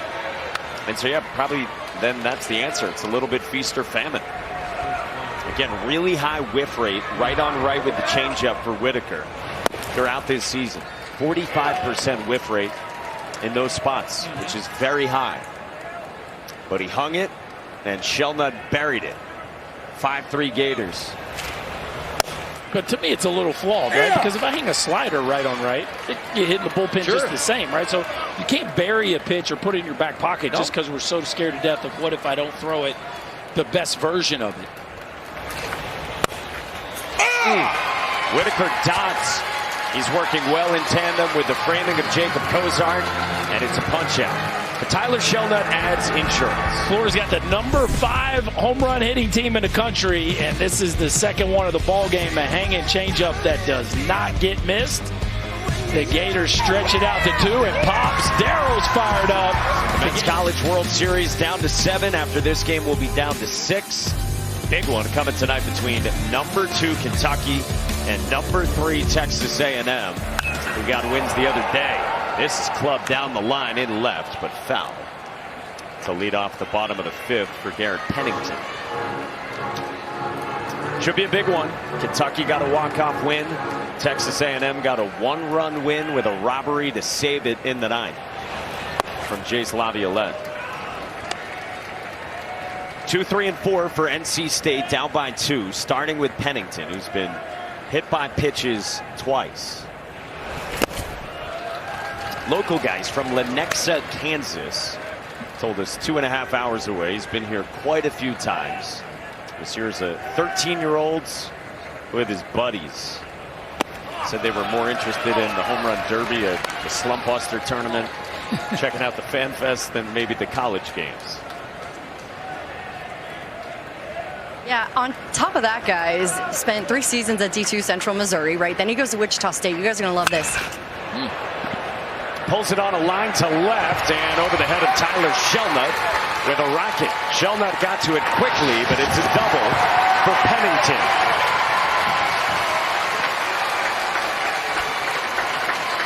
This cat here, Berkey, he can swing it. I mean, swing it. You don't see a lot of big, high leg kicks in the college game, and really in the program that much anymore, but he seems to find a way to time it up. See that big, high leg kick? You see that foot come up? He's got really good timing, but he gets it down just in time. Now, that ball's right down the heart of the plate. He quickly turns around. This ball fooled Tyler Shelnut a little bit out left field. I don't think he realized this ball was hit as hard as it was.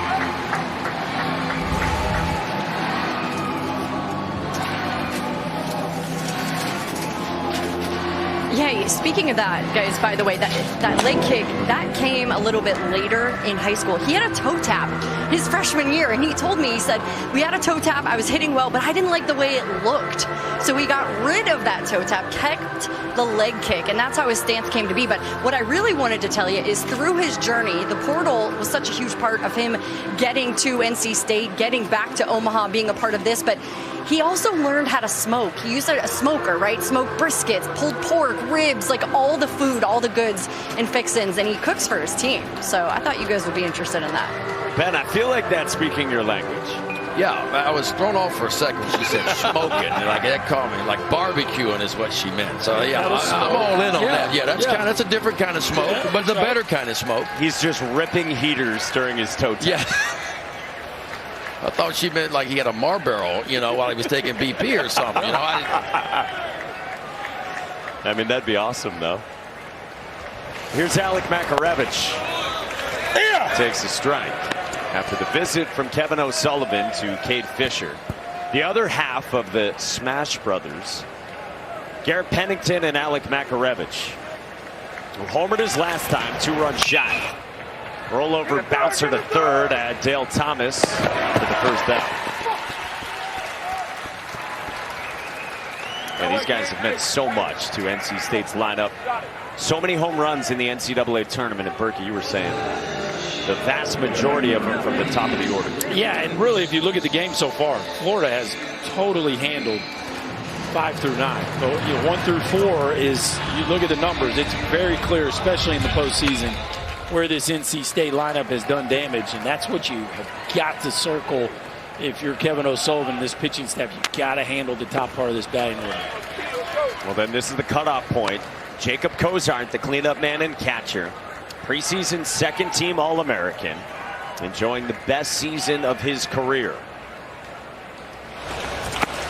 1-1 on Cozart, who at the beginning of this season was 35th on our MLB Draft rankings. He is an excellent defensive catcher, even at 6'3".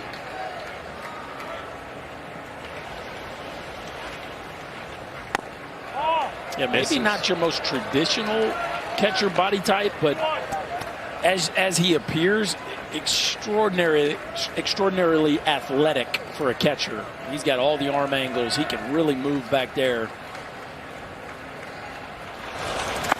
It's elite pitch framing, and he's doing that one leg bend that you've talked about. Yeah.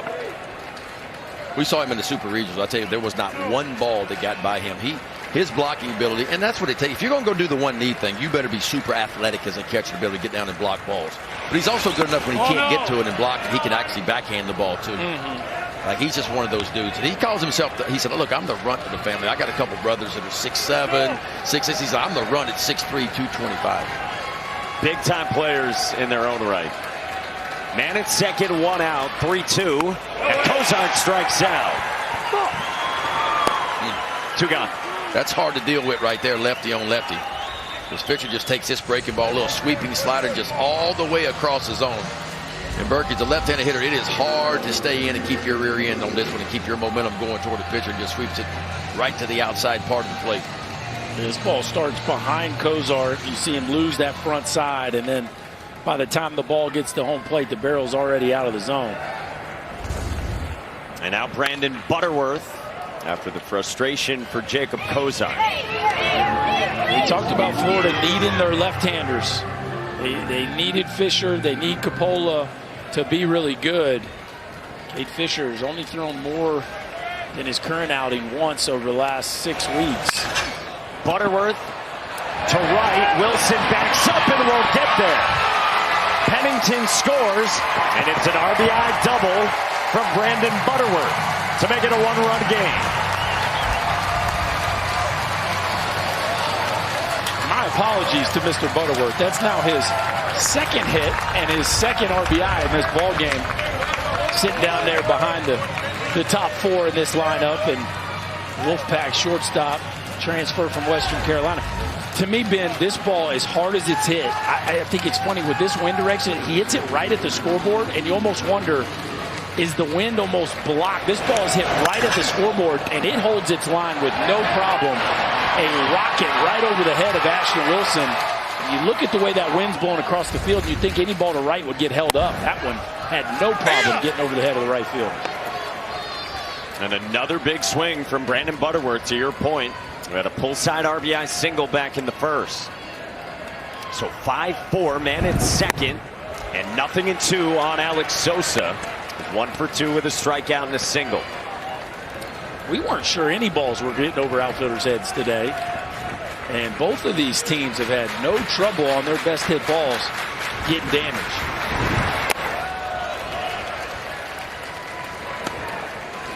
As windy a game as we have had so far in this, the 7th game at the Men's College World Series. 2 outs, bottom 5 in this elimination game.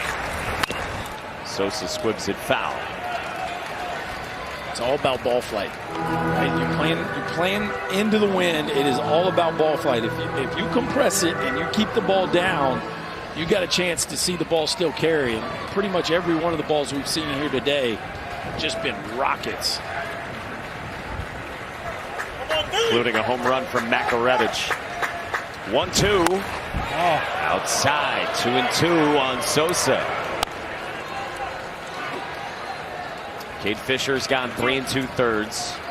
4 hits, 3 runs so far. About to throw his 70th pitch in relief. Sosa strikes out. It's a 1-run game through 5. I think we've seen a little bit of everything. I mean, the boys on defense have been outstanding. Some big hits and some giant situations. Obviously, the first 3 games, walk-offs. Honeycutt does it yet again for North Carolina. Laviolette robs the ball right there. Our shortstops have been outstanding in this one. We keep saying it. I mean, last year we all felt like was maybe the best College World Series we've ever seen. It's hard to argue this one's not off to a better start. With a field that was very open, that had 7 of 8 as national seeds, plus this Florida team, the preseason number 2 in the country, and the reigning runner-up. Cozart takes that foul ball. Your Cinderella was preseason number 2. Not Oral Roberts, no disrespect, but that was a regional 4 seed compared to what Florida is. Yeah. Preseason number 2 and been here 9 of the last 14. I think you say that. That ain't good? Wild. Brody Donay swings through it, and it's 1-2 against Logan Whitaker. First 4 games were all 1-run games, including 3 walk-offs to start this. If you weren't with us over the weekend.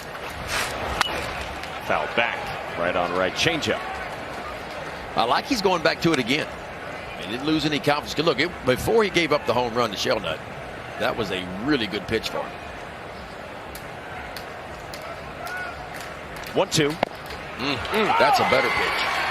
When you think about the combo of his command with Cozart's framing, that's pretty elite. Pretty good combination. And that changeup and then follow it with a fastball, a little paint piece on the outside part. It don't get much better than that. You slow the bat down and you just take paint one around the outside corner. Look where Cozart sets up. It says, big right-hander, give it to me right here on the outside part. And that is dotting the I on the outside part right there. 2 hits in Michael Robertson's day so far. That's a strike. Ben, what do you want your catchers to do behind the plate? Well, we talked about the new stance for catchers, and I like the new stance. I get it. I mean, you can steal some balls working from the ground up. That's what we're all doing. But what I don't like from catchers a lot of times, and that's a good look at it right there, is the glove drops to the ground. And that's what always threw me off as a pitcher. So in other words, if we go back to that look like that, Cozart gives the target where he wants it. But as I wind up and I start to come down the slope, the target disappears. Now, what am I throwing for now? Now I got to pick up your right kneecap, or if I'm coming up, I got to pick up your face mask. As a pitcher, if that's where you want the ball, I want to see the ball the whole time. I mean, your glove the whole time. See, watch it right there. It goes down. So now I'm almost throwing to an imaginary target. And I get it. We want to work, and it does save some pitches from time to time. But I also wonder where the teetering point is for some pitchers who need to see. Because for me, I was not only looking at the glove. When I was on my game, I was looking for a part of the glove. I always thought if I aim small, I miss small. And when that target's not there, sometimes it creates a miss.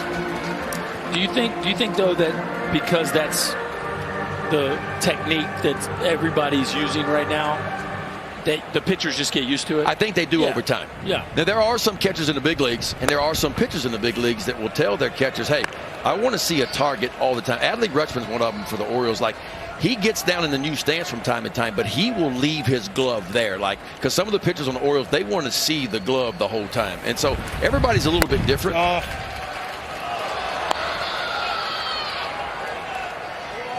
Trying to bring that one back. Yeah, I think some of these guys, they've grown up in an era where that's all they've ever seen, Ben. No doubt. You know what I mean? You can get used to it. It's just like, wearing a watch. I mean, who would have thought we'd ever be wearing a watch on the mound, getting our signs on the watch. The pitch count system that's out there. You think about pitches in the shadow zone, right around the edges of the plate. Cozart has been excellent with those. Boy, Mikey, you called a second ago. You called the old 5-6-3 double play. Like, we'd say, well, how the heck are you going to turn a 5-6-3 double play? Well, you turn it because you're shifting all the time, and you practice shifting it, and it looked used natural. to it. It looked totally natural. You can get used to anything over time. 3-2 to Cade Kurland. In the air toward right field, sending Noah Souls back on the move. Oh! Wow!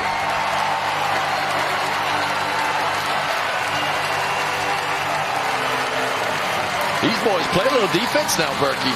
Only one error for NC State in their last 5 NCAA tournament games. And this ball off the right-handed bat, it's slicing a little bit. You see Noah Souls make an adjustment right here. You talk about a little athleticism. Watch him get turned around right here. One peek at the wall, and he has to come hard towards the line. Lays out and collects it right there on the warning track. Yeah, sorry, Cade. Game is hard. Oh, no, he didn't. The game is really hard, and at this place, especially when the ball is hit a little bit too high into that wind, that is now back-to-back games where he's had the potential of a 2-run homer. Luke Nixon is squaring the bunt. 2 out of the zone from Cade Fisher. And Cade Kurland, man. Oh. Nixon a fly out and a strikeout so far. And that's out of the zone from Cade Fisher again. We told you Noah Souls, heart and soul guy in this NC State program. Had ankle surgery earlier this year and came back. Now dealing with a bad hamstring. And as of last night, Elliot Avent was told that Noah Souls is only 80% healthy. But he wanted to give his 5th-year senior a chance to play today if he wanted to, as Nixon walks. Jake Clemente is the new arm for Florida. Yeah, nice arm, too. Fastball's going to average 94. He'll show you a 5 or 6 every now and then out of Coral Springs, Florida, making his 17th appearance of the year. 25 and a third is all he's worked with. He can strike you out. 35 walks can be an issue for him. 17 walks and just 35 and a third. Matt Hebner pops up a bunt. right at Dale Thomas. Missed opportunity for NC State. Yeah, trying for a bunt for a hit right there too. That wasn't a sacrifice. Dale Thomas was hunting it though. Watch him. He's anticipating. He's on the balls of his feet. And a little bunt for a hit action there, trying to get the angle to third base. Thomas snipped it out from the jump. Hefner catches the bottom of the ball, and NC State first out recorded here in the top of the sixth. Bottom of the sixth, excuse me. Here, bottom of the sixth. Noah Souls with 1 out and 1 on. Clemente, 4-pitch mix, fastball, slider, changeup, and he'll show an occasional curveball, but it is fastball heavy for the year. 66% of the time he will throw that fastball.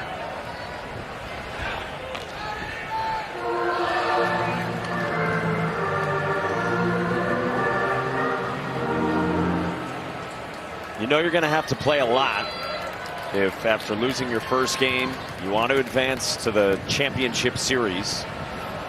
So you got to ration out your pitching. Runner goes on a hit and run. The throw. Got him.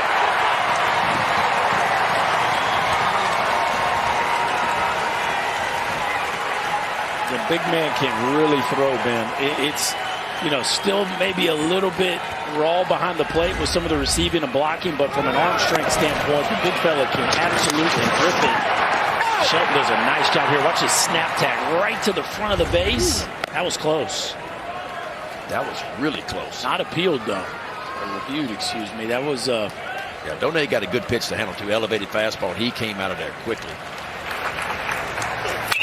The oven mitt might have snuck in there. That was close. I'm surprised. Didn't take a look at that. They have both their challenges, correct? Yeah.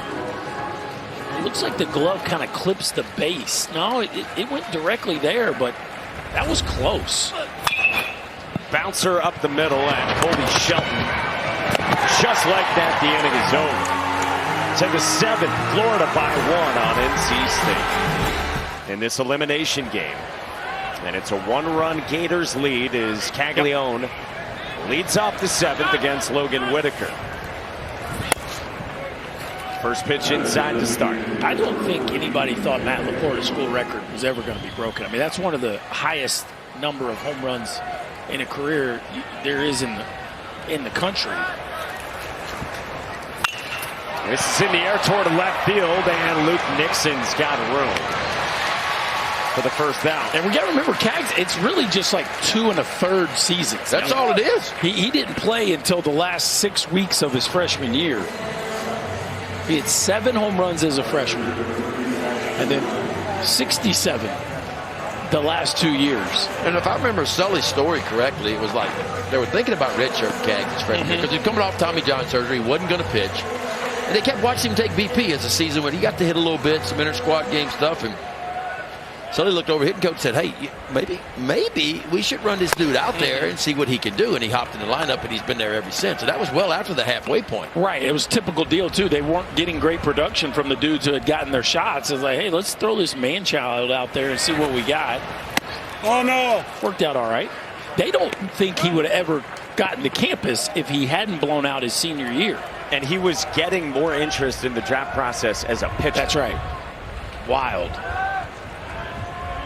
Yeah, because I remember talking to Sully when I went and did a game over there 3 years ago, Cags his freshman year, and he's like, hey, wait till you see this guy Caglianone. He said, hey, he can really do it on the mound. Didn't even mention the hitting piece side of it to me. He was like, he's a real dude on the mound. It's up to 96 or whatever from the left side. You're going to like him when we get him healthy. But they got it right. I mean, I wrote down a note on him. He was rated the number 4 left-handed pitcher and the number 1 rated first baseman in the country coming out of his senior year. So they had a lot of people had him projected, obviously, as doing both. You know, knew it. But what's got me about Cags is his athleticism over at first base. Like, he's a big league first baseman right now, all day long. All day long. Ashton Wilson strikes out. That's 8 now for Logan Whitaker, and there's 2 down. Yeah, Whitaker has been fantastic. And you can second guess maybe the decision to start Fritton, but at some point you needed outs, and even though Fritton struggled in the second, he got you into the first part of this game, and now Whitaker's pitching you deep into it, and if you're going to give up a big number, do it early, right? It has been a lot of strike ones for Logan Whitaker. Fritton got the start. Whitaker has followed. been very good for Elliott Avent, who again was telling us that yesterday he and his pitching coach Clint Chrysler were at the hotel bar just chatting things through, and 8 different people came up and asked who is going to be the starting pitcher today. Some votes for Whitaker, some for Fritton. Ball in a strike on Colby Shelton. Speaking of Shelton, he's been impressive defensively. You like the play he made last inning. Well, I've liked it all season long. He is as comfortable as anybody I've seen this year charging the baseball. And, you know, Ben and I were talking, Alex Bregman's the best I've ever seen in the college game at playing downhill. I mean, he came and got everything. Balls could be hit 100 miles an hour. He'd run it through it. But Colby Shelton played third base last year at Alabama, and people weren't sure he could play shortstop, and he has proven all of the doubters wrong. Hey, to your guys' point, he said that third base was new to him. He said that, Berkey, so he was learning a lot. When he got to Florida, he said, Sully gave me the opportunity. He spent hours with Chuck Girolamo working at that position. And he said, I heard what people said. I just ignored them, guys. Yeah, he said he heard everything that was said, doubting his ability. He skies this one to left, Luke Nixon. 7 in a row for Logan Whitaker, keeping NC State within 1 as we hit the stretch in this elimination game in Omaha. And Brandon Neely in the bullpen because Sully knows with a 1-run lead in this part of the lineup, the margin is small to leave Clemente in the game. This is where it's tough, though, because you have to win this game or your season's over. By the same token, there's still a whole bunch of ball games and innings left to fill if you're going to hang around here for a while. And Neely's your dude, and you'd rather not extend him today if you don't absolutely have to. But, again, there is no tomorrow if you don't win this one. So tough spot for Sully here. That's why Neely's down there ready to roll when they need him. And Neely threw, what, 23 pitches in game 1 for the Gators. On Saturday against Texas A&M in the wee hours of the morning, 2 shutout, 3 strikeouts is part of those 23 pitches for a guy who was a preseason second-team All-American and has been used a ton recently to great success. 3-0 pitch. Misses. So not the way Jay Clemente wanted that to go. And the leash is apparently not very long at all. And there you go.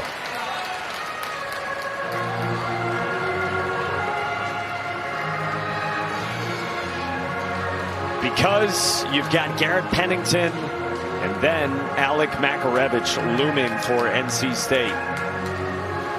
Might as well go get your best. You're going to face the other team's best right now. Back part of the ball game. You just can't. I mean, you just can't play around when Neely's been as good as he's been. Clemente, if it went 1, 2, 3, okay. But once there's traffic, you got to get the ball to Neely here. Yeah, this is going to be fun here. Big on big, best on best here, whatever you want to call it. Brandon Neely making his 27th appearance of the year. There's the numbers. ERA a little bit elevated, but he's been much better than that as of late. But look at the strikeout numbers. 96 of them in just 73 innings of work. Fastball going to average about 92, but he'll show you a 4 or 5 from time to time. And that fastball has got a big-time swing and miss rate of 26%. D1 average about 18%, but the slider's kind of been the pitch for him lately. That's what he starts with there, and it backs up on Garrett Pennington, the Wichita State transfer. He was hit by 2 pitches and then doubled at 108 off his bat, his last time leading off the 5th. This is struck well. Center field. Robertson spins around and makes the catch. 1 away.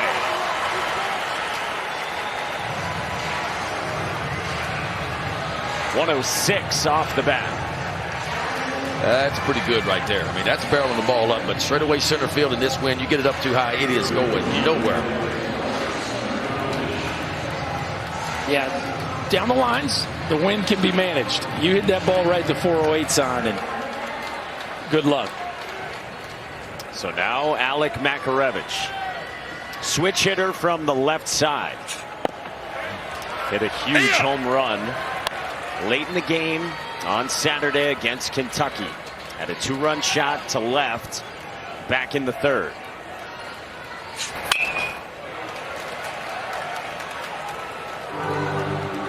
Walked his first time and then did this.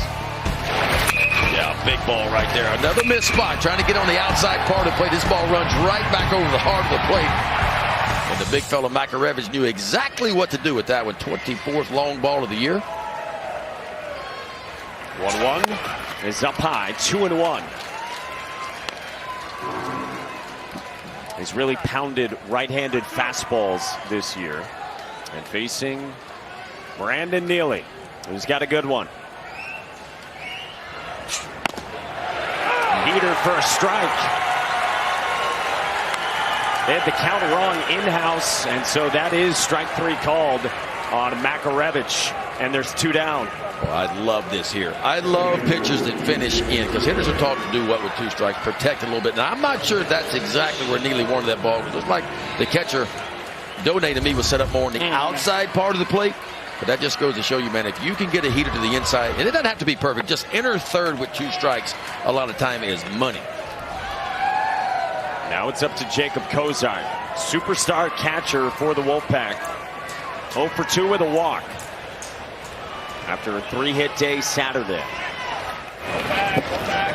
Boy, you think about NC State in the 6th. Leadoff walk, but nothing doing. Get a leadoff walk here in the 7th. Big bats to follow, but now 2 outs. Cut and a miss on 94. Fastball just different. When he's fresh, the way the ball gets out of his hands, guys just have a really hard time scoring runs.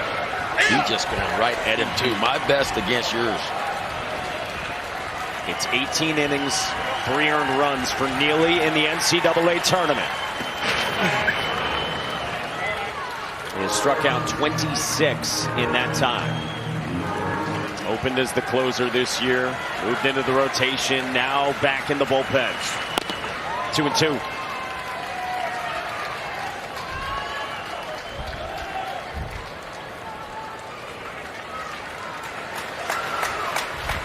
Seven outs left to work with for NC State, and their stud catcher in the box.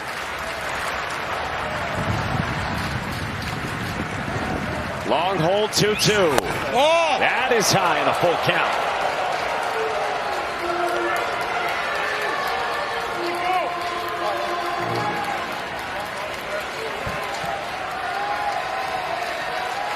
Brandon Butterworth on deck. Brandon Neely's payoff. Floated foul. Jacob Kozart told us this week when he was 5 or 6 years old, promised his father that he would take him here someday. And so when they won in Supers, he looked at his dad, Charles, and said, "I'm taking you." Dad said, "You told me you would." Facing elimination here in Omaha. 3-2 is down, ball 4 and in, and Kozart works a walk. And the Jacob Kozart lovers in the stands watch the tying run go into scoring position, and the go-ahead run is on in Kozart. I got one of those that says Ben McDonald, but y'all can't see it right now. So 2 on for Brandon Butterworth. And Berkey, you said 2 hits, has supplied 2 runs out of the 5 spot for NC State. First pitch swinging. Yeah, this is the old right man, right spot right here for the Wolfpack. Butterworth has been swinging a hot bat all game long, couple ribbies. It's funny how when you're hot, you find yourself up with runners in scoring position all the time. This one had all the feels early of a wire-to-wire kind of ball game where we were going to see punches thrown back and forth, and now the Wolfpack with a chance to tie it up. With 2 on and 2 out. That's a strike, 0-2.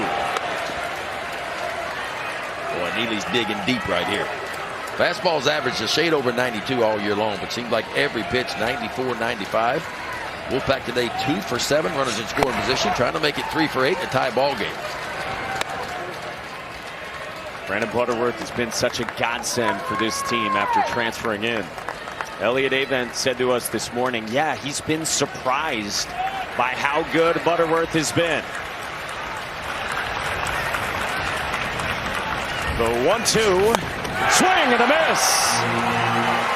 Neely strikes out Butterworth. 10. 8th inning of this elimination game. Winner of this game gets the loser of that game on Wednesday night. Logan Whitaker has been great once again for Elliott Avent.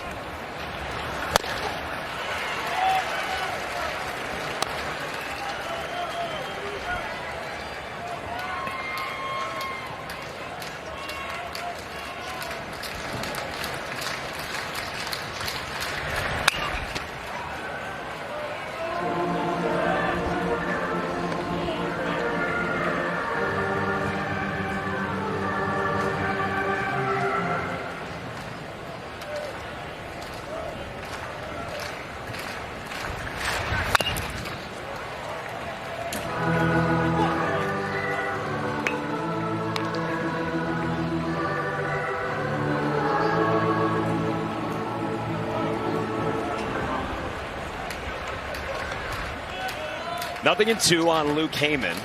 Out of the 5 spot. You know you can get length out of Logan Whitaker. Right around 80 pitches for a guy who's been in the weekend rotation throughout his career. NC State going all in with its horses in a must-win. Fouled back again. Look at that bat going on right here. Been 0-2 for a while.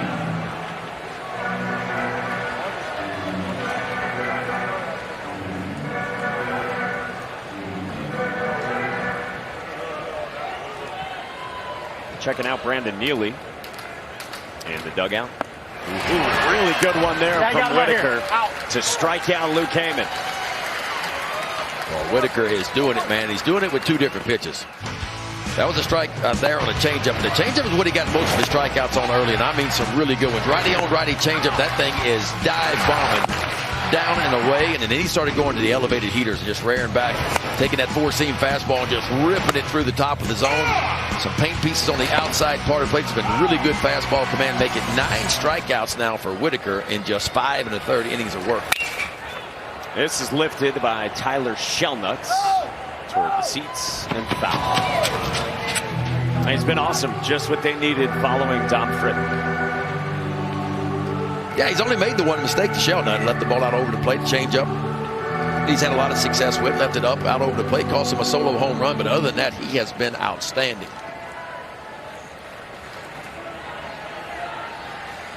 Fritton went the first 2, and then Whitaker entered with a 1-2-3 third. Shellnut slices this one foul. Line out, ground out, home run. Full side, like Ben said, for Tyler Shellnut.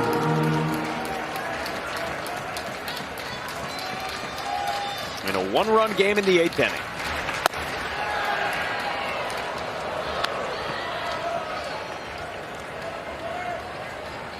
Darryl Shellnut, Tyler's father, looking on.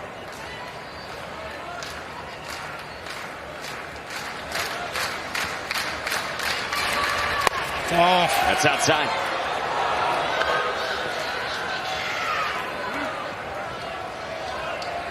It's a career high, tying 9 strikeouts for Logan Whitaker on this stage. And that's outside again.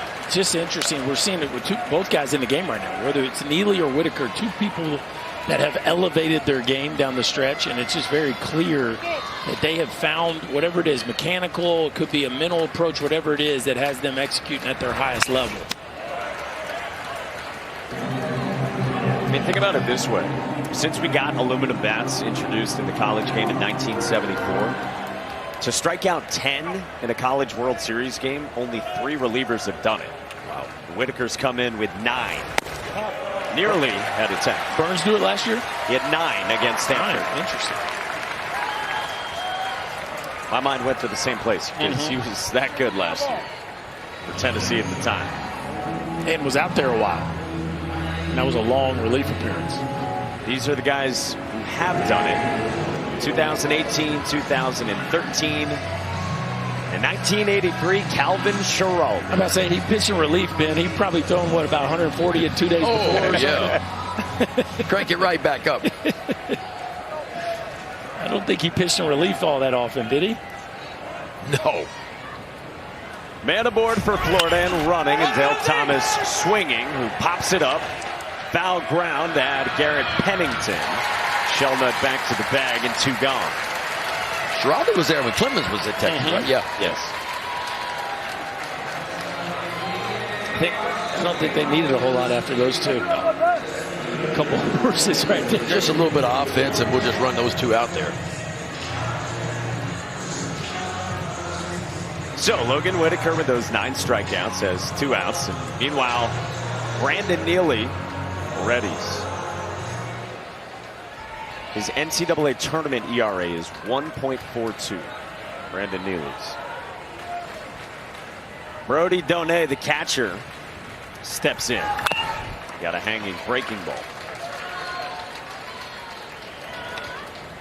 Brody has walked and he has struck out a couple of times. Both times against Logan Whitaker. For a Florida team playing in another tight one, just like NC State as well, who went 10 innings on Saturday with Kentucky. Swing and a miss.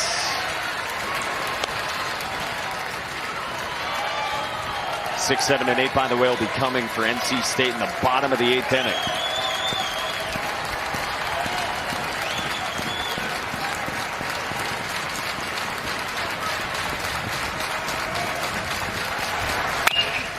Chopper left side, and Makarevich ends the inning. Yeah, so Brandon Neely back out, guys. When we talked to him earlier this week, he said last year Kevin O'Sullivan told me I was going to be the closer, okay? And Sully thought that that was going to be the best role for him. He wanted to start.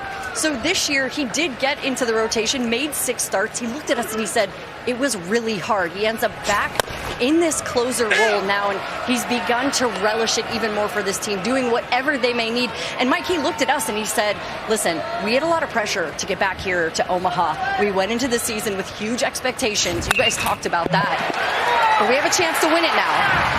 They do, and he's on in these high leverage innings, Danny, and Alex Sosa bullets a single into right off Neely. Yeah, Sosa's having a nice day. 2 for 4 day for him, and a good start for NC State here in the bottom of the 8th.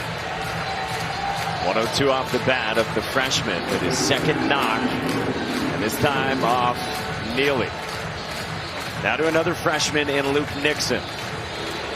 Got to think Nixon's going to take a chance here to get the ball on the ground. Try to move that runner into scoring position, which is obviously the tying run. He's had a fly out, a strikeout, and walked his last time, and he does bunt. Neely slides, rises, threw over to first. One away. How about that? A little pop-up slide. Brandon Neely probably played a little shortstop back in the day. You know pitchers are the best athletes on the field. Come on now. The old PFP pop-up slide. Like this right here. He knows putting the bunt down. He's responsible for the ball back to him and towards first base, and he handled that really well.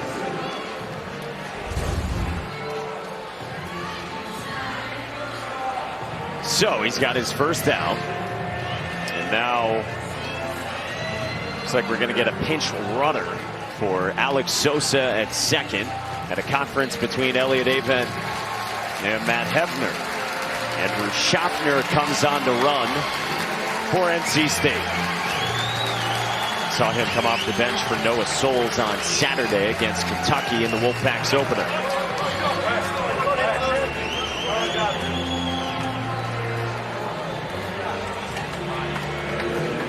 And Florida's fate hangs on the arm of Brandon Neely. And if you're NC State, you got a couple cracks at it here with a runner in scoring position.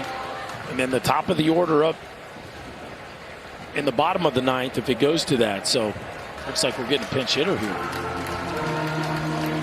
Elliott Avent will call on Chase Nixon, a left-handed bat, against Brandon Neely instead of Matt Hefner. So we just saw Luke Nixon with the bunt. This is Chase, the older brother, junior, also from Wilmington. And yes, one of those sons of Trot Nixon, the longtime Red Sox right fielder. Bunch of experience for Chase Nixon.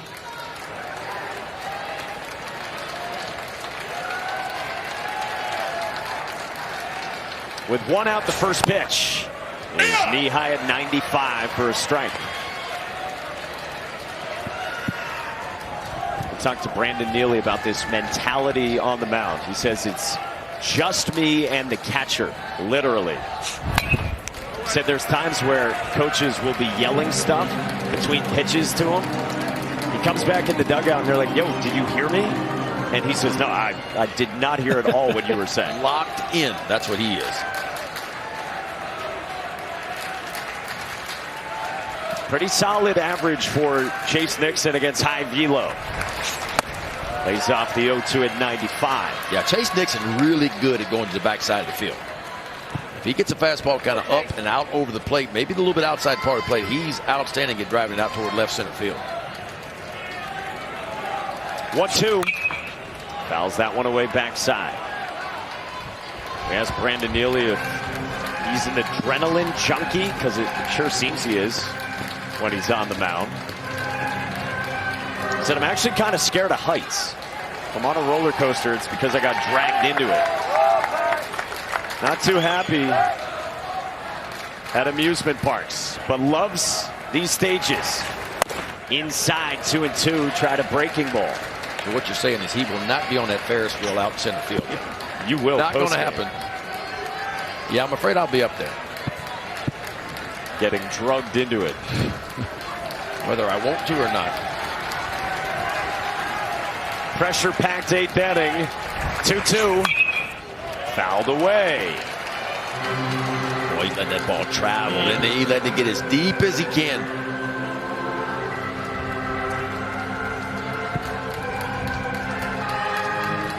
Neely's done a good job of getting him up in the strike zone. Down in the strike zone, he can get to that ball. Up, going to be a lot tougher. Man at second, one out. 2-2 again. Yeah! This one went around. Karams away. Schaffner rounds third. The throw in time to complete the K. Chase Nixon didn't bolt immediately, and Brody Donay throws him out, and there's 2 gone with Schaffner moving up to third.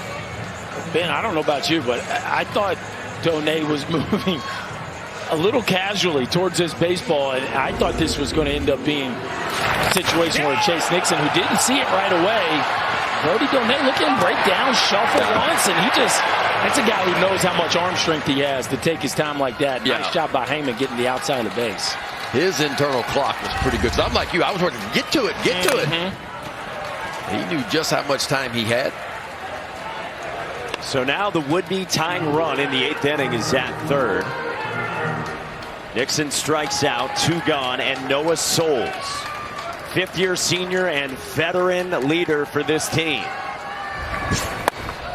Playing with a bum hamstring. The guy who has battled injuries and returned early to fight through them throughout his career. With Schaffner 90 feet away in this elimination game. The 1-1. Souls pops it foul, and it's 1-2. It almost looked like, guys, it almost looks like Nixon thinks that it hit him or that he found. Did it hit him? Look, he's pointing like it hit me. And then he runs.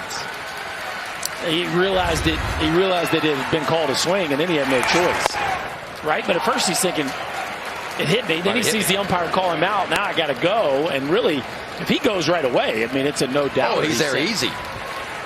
And if not called a swing, then it gets real interesting. Yeah. 2-2 on Noah Souls. Neely fires. Up the ladder.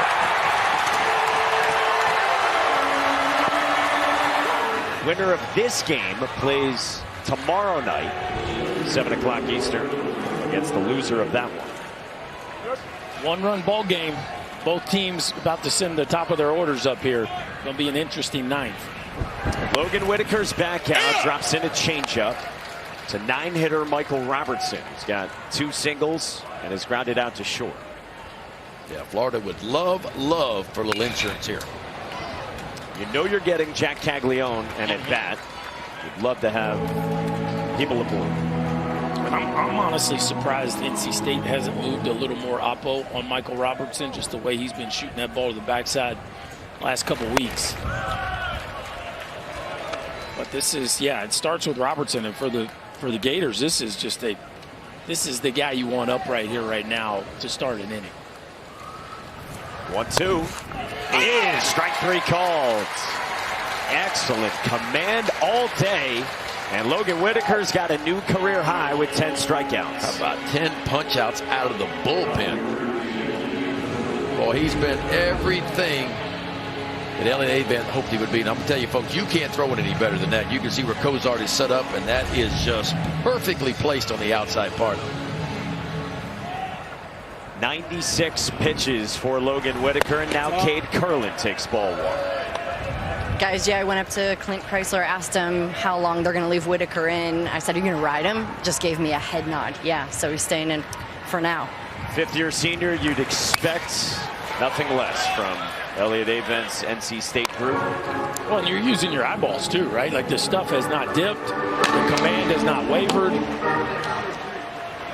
Though that is Jake Duden and Cooper Consiglio, pair of great freshman relievers. Oh.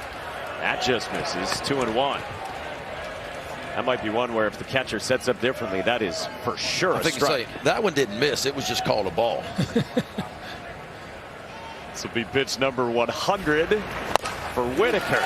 2-1 right on right changeup. So that changeup has been outstanding. I mean, outstanding. And he just sells it. The arm speed, the arm slot, everything looks just like the fastball. The difference is it's about 12 to 13 miles per hour slower. Whitaker's 2-2. Fouled away. Season high in pitches for Logan Whitaker is 109 back in March. That was before he missed more than a month, like we said. A little issue they couldn't figure out health-wise for him, but he's been back for over a month now. 2-2. In the air, center field and shallow, and Eli Serrano drifts in. Oh gosh, look out. He's got it. Next to Chase Nixon for the second out. Base is empty for Jac Caglianone, and it's today's Capital One rewarding performance. Cags dropped ahead on one big fella. 34 homers now, tied for the all-time lead in the history of the University of Florida. And that 3-run homer in the second inning is carrying this team right now. A solo shot by Shelna for their 5th run, and they're just not even messing with him here with 2 outs and nobody on. And Logan Whitaker not happy about it, Ben. He's not happy about that one. He had to take a little 20-second timeout. He wants a little piece of cash, doesn't he? Hey, when you're in a zone like that, you feel like you can get anybody out. It doesn't matter who it is. But I think this is clearly the right move.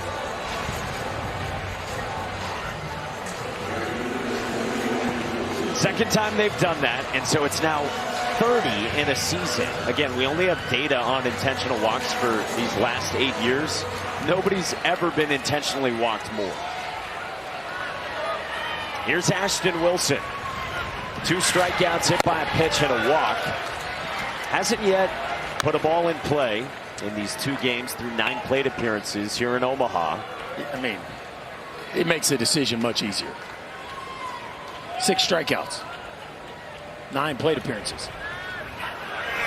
Cags is running, and Wilson pops this one up into right, and Noah Souls ends the inning, and the decision pays off. So Brandon Neely has got the most strikeouts of any pitcher in the NCAA tournament. Will get the top of the NC State lineup. Serrano and Pennington and Makarevich with the pack back against the wall. And now the question is, can Brandon Neely continue his dominance in the postseason? Or can NC State conjure up a little more magic? They've had plenty of that this season. Staring down elimination, down a run to the bottom of the ninth. Here we go, guys. Eli Serrano, the leadoff man, digging in. First pitch swinging, fouls it away. Be a great time for NC State and Eli Serrano to pick up his first base hit of the College World Series. He would love to do it right here. Takes down and away on a fastball from Brandon Neely. Serrano, a talented sophomore who is draft eligible. That's up high. Wolfpack clinging to hope with its season on the brink. Elliott Avent leading this group back here for the first time since that 21 ending. Swing and a miss, 2-2. Just so hard to get on top of that ball. It's got some ride through the zone, a little bit of ride, but it's got a lot of left to right in it on that fastball from Neely. Brandon Neely's ready with a 2-2. Painted. One away.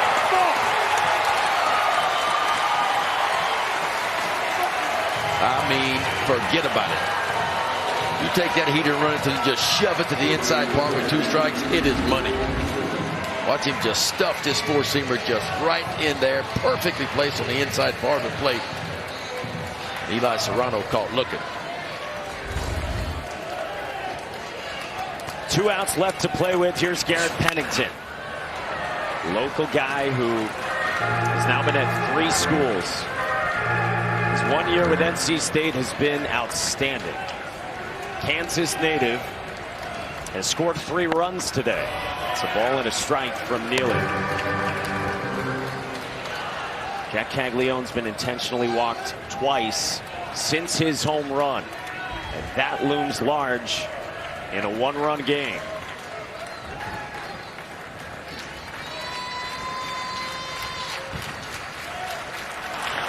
The 1-1. NC State's got 7 walk-off wins this season, the 3rd most in the country. Only Arizona and Cal have more with 8. Crowd to its feet at Omaha. The 1-2. Yeah! Did he go? Yes. 2 down.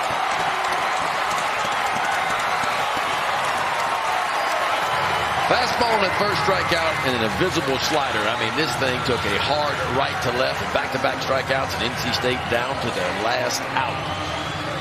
Well, those are the kind of swings you get, Ben, when guys are getting ready for a heater, right? They've seen the way that fastball is exploding out of the hand of Neely, and Pennington trying to cheat right there and couldn't put on the brakes against that slider.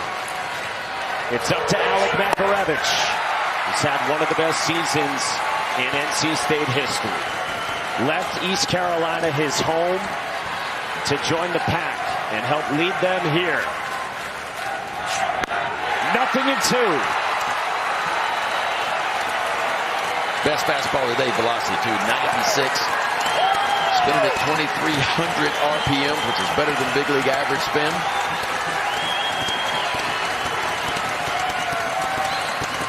Brandon Neely's 0-2. Left field. Tyler Shellnuts. It's over. Neely is nailed again.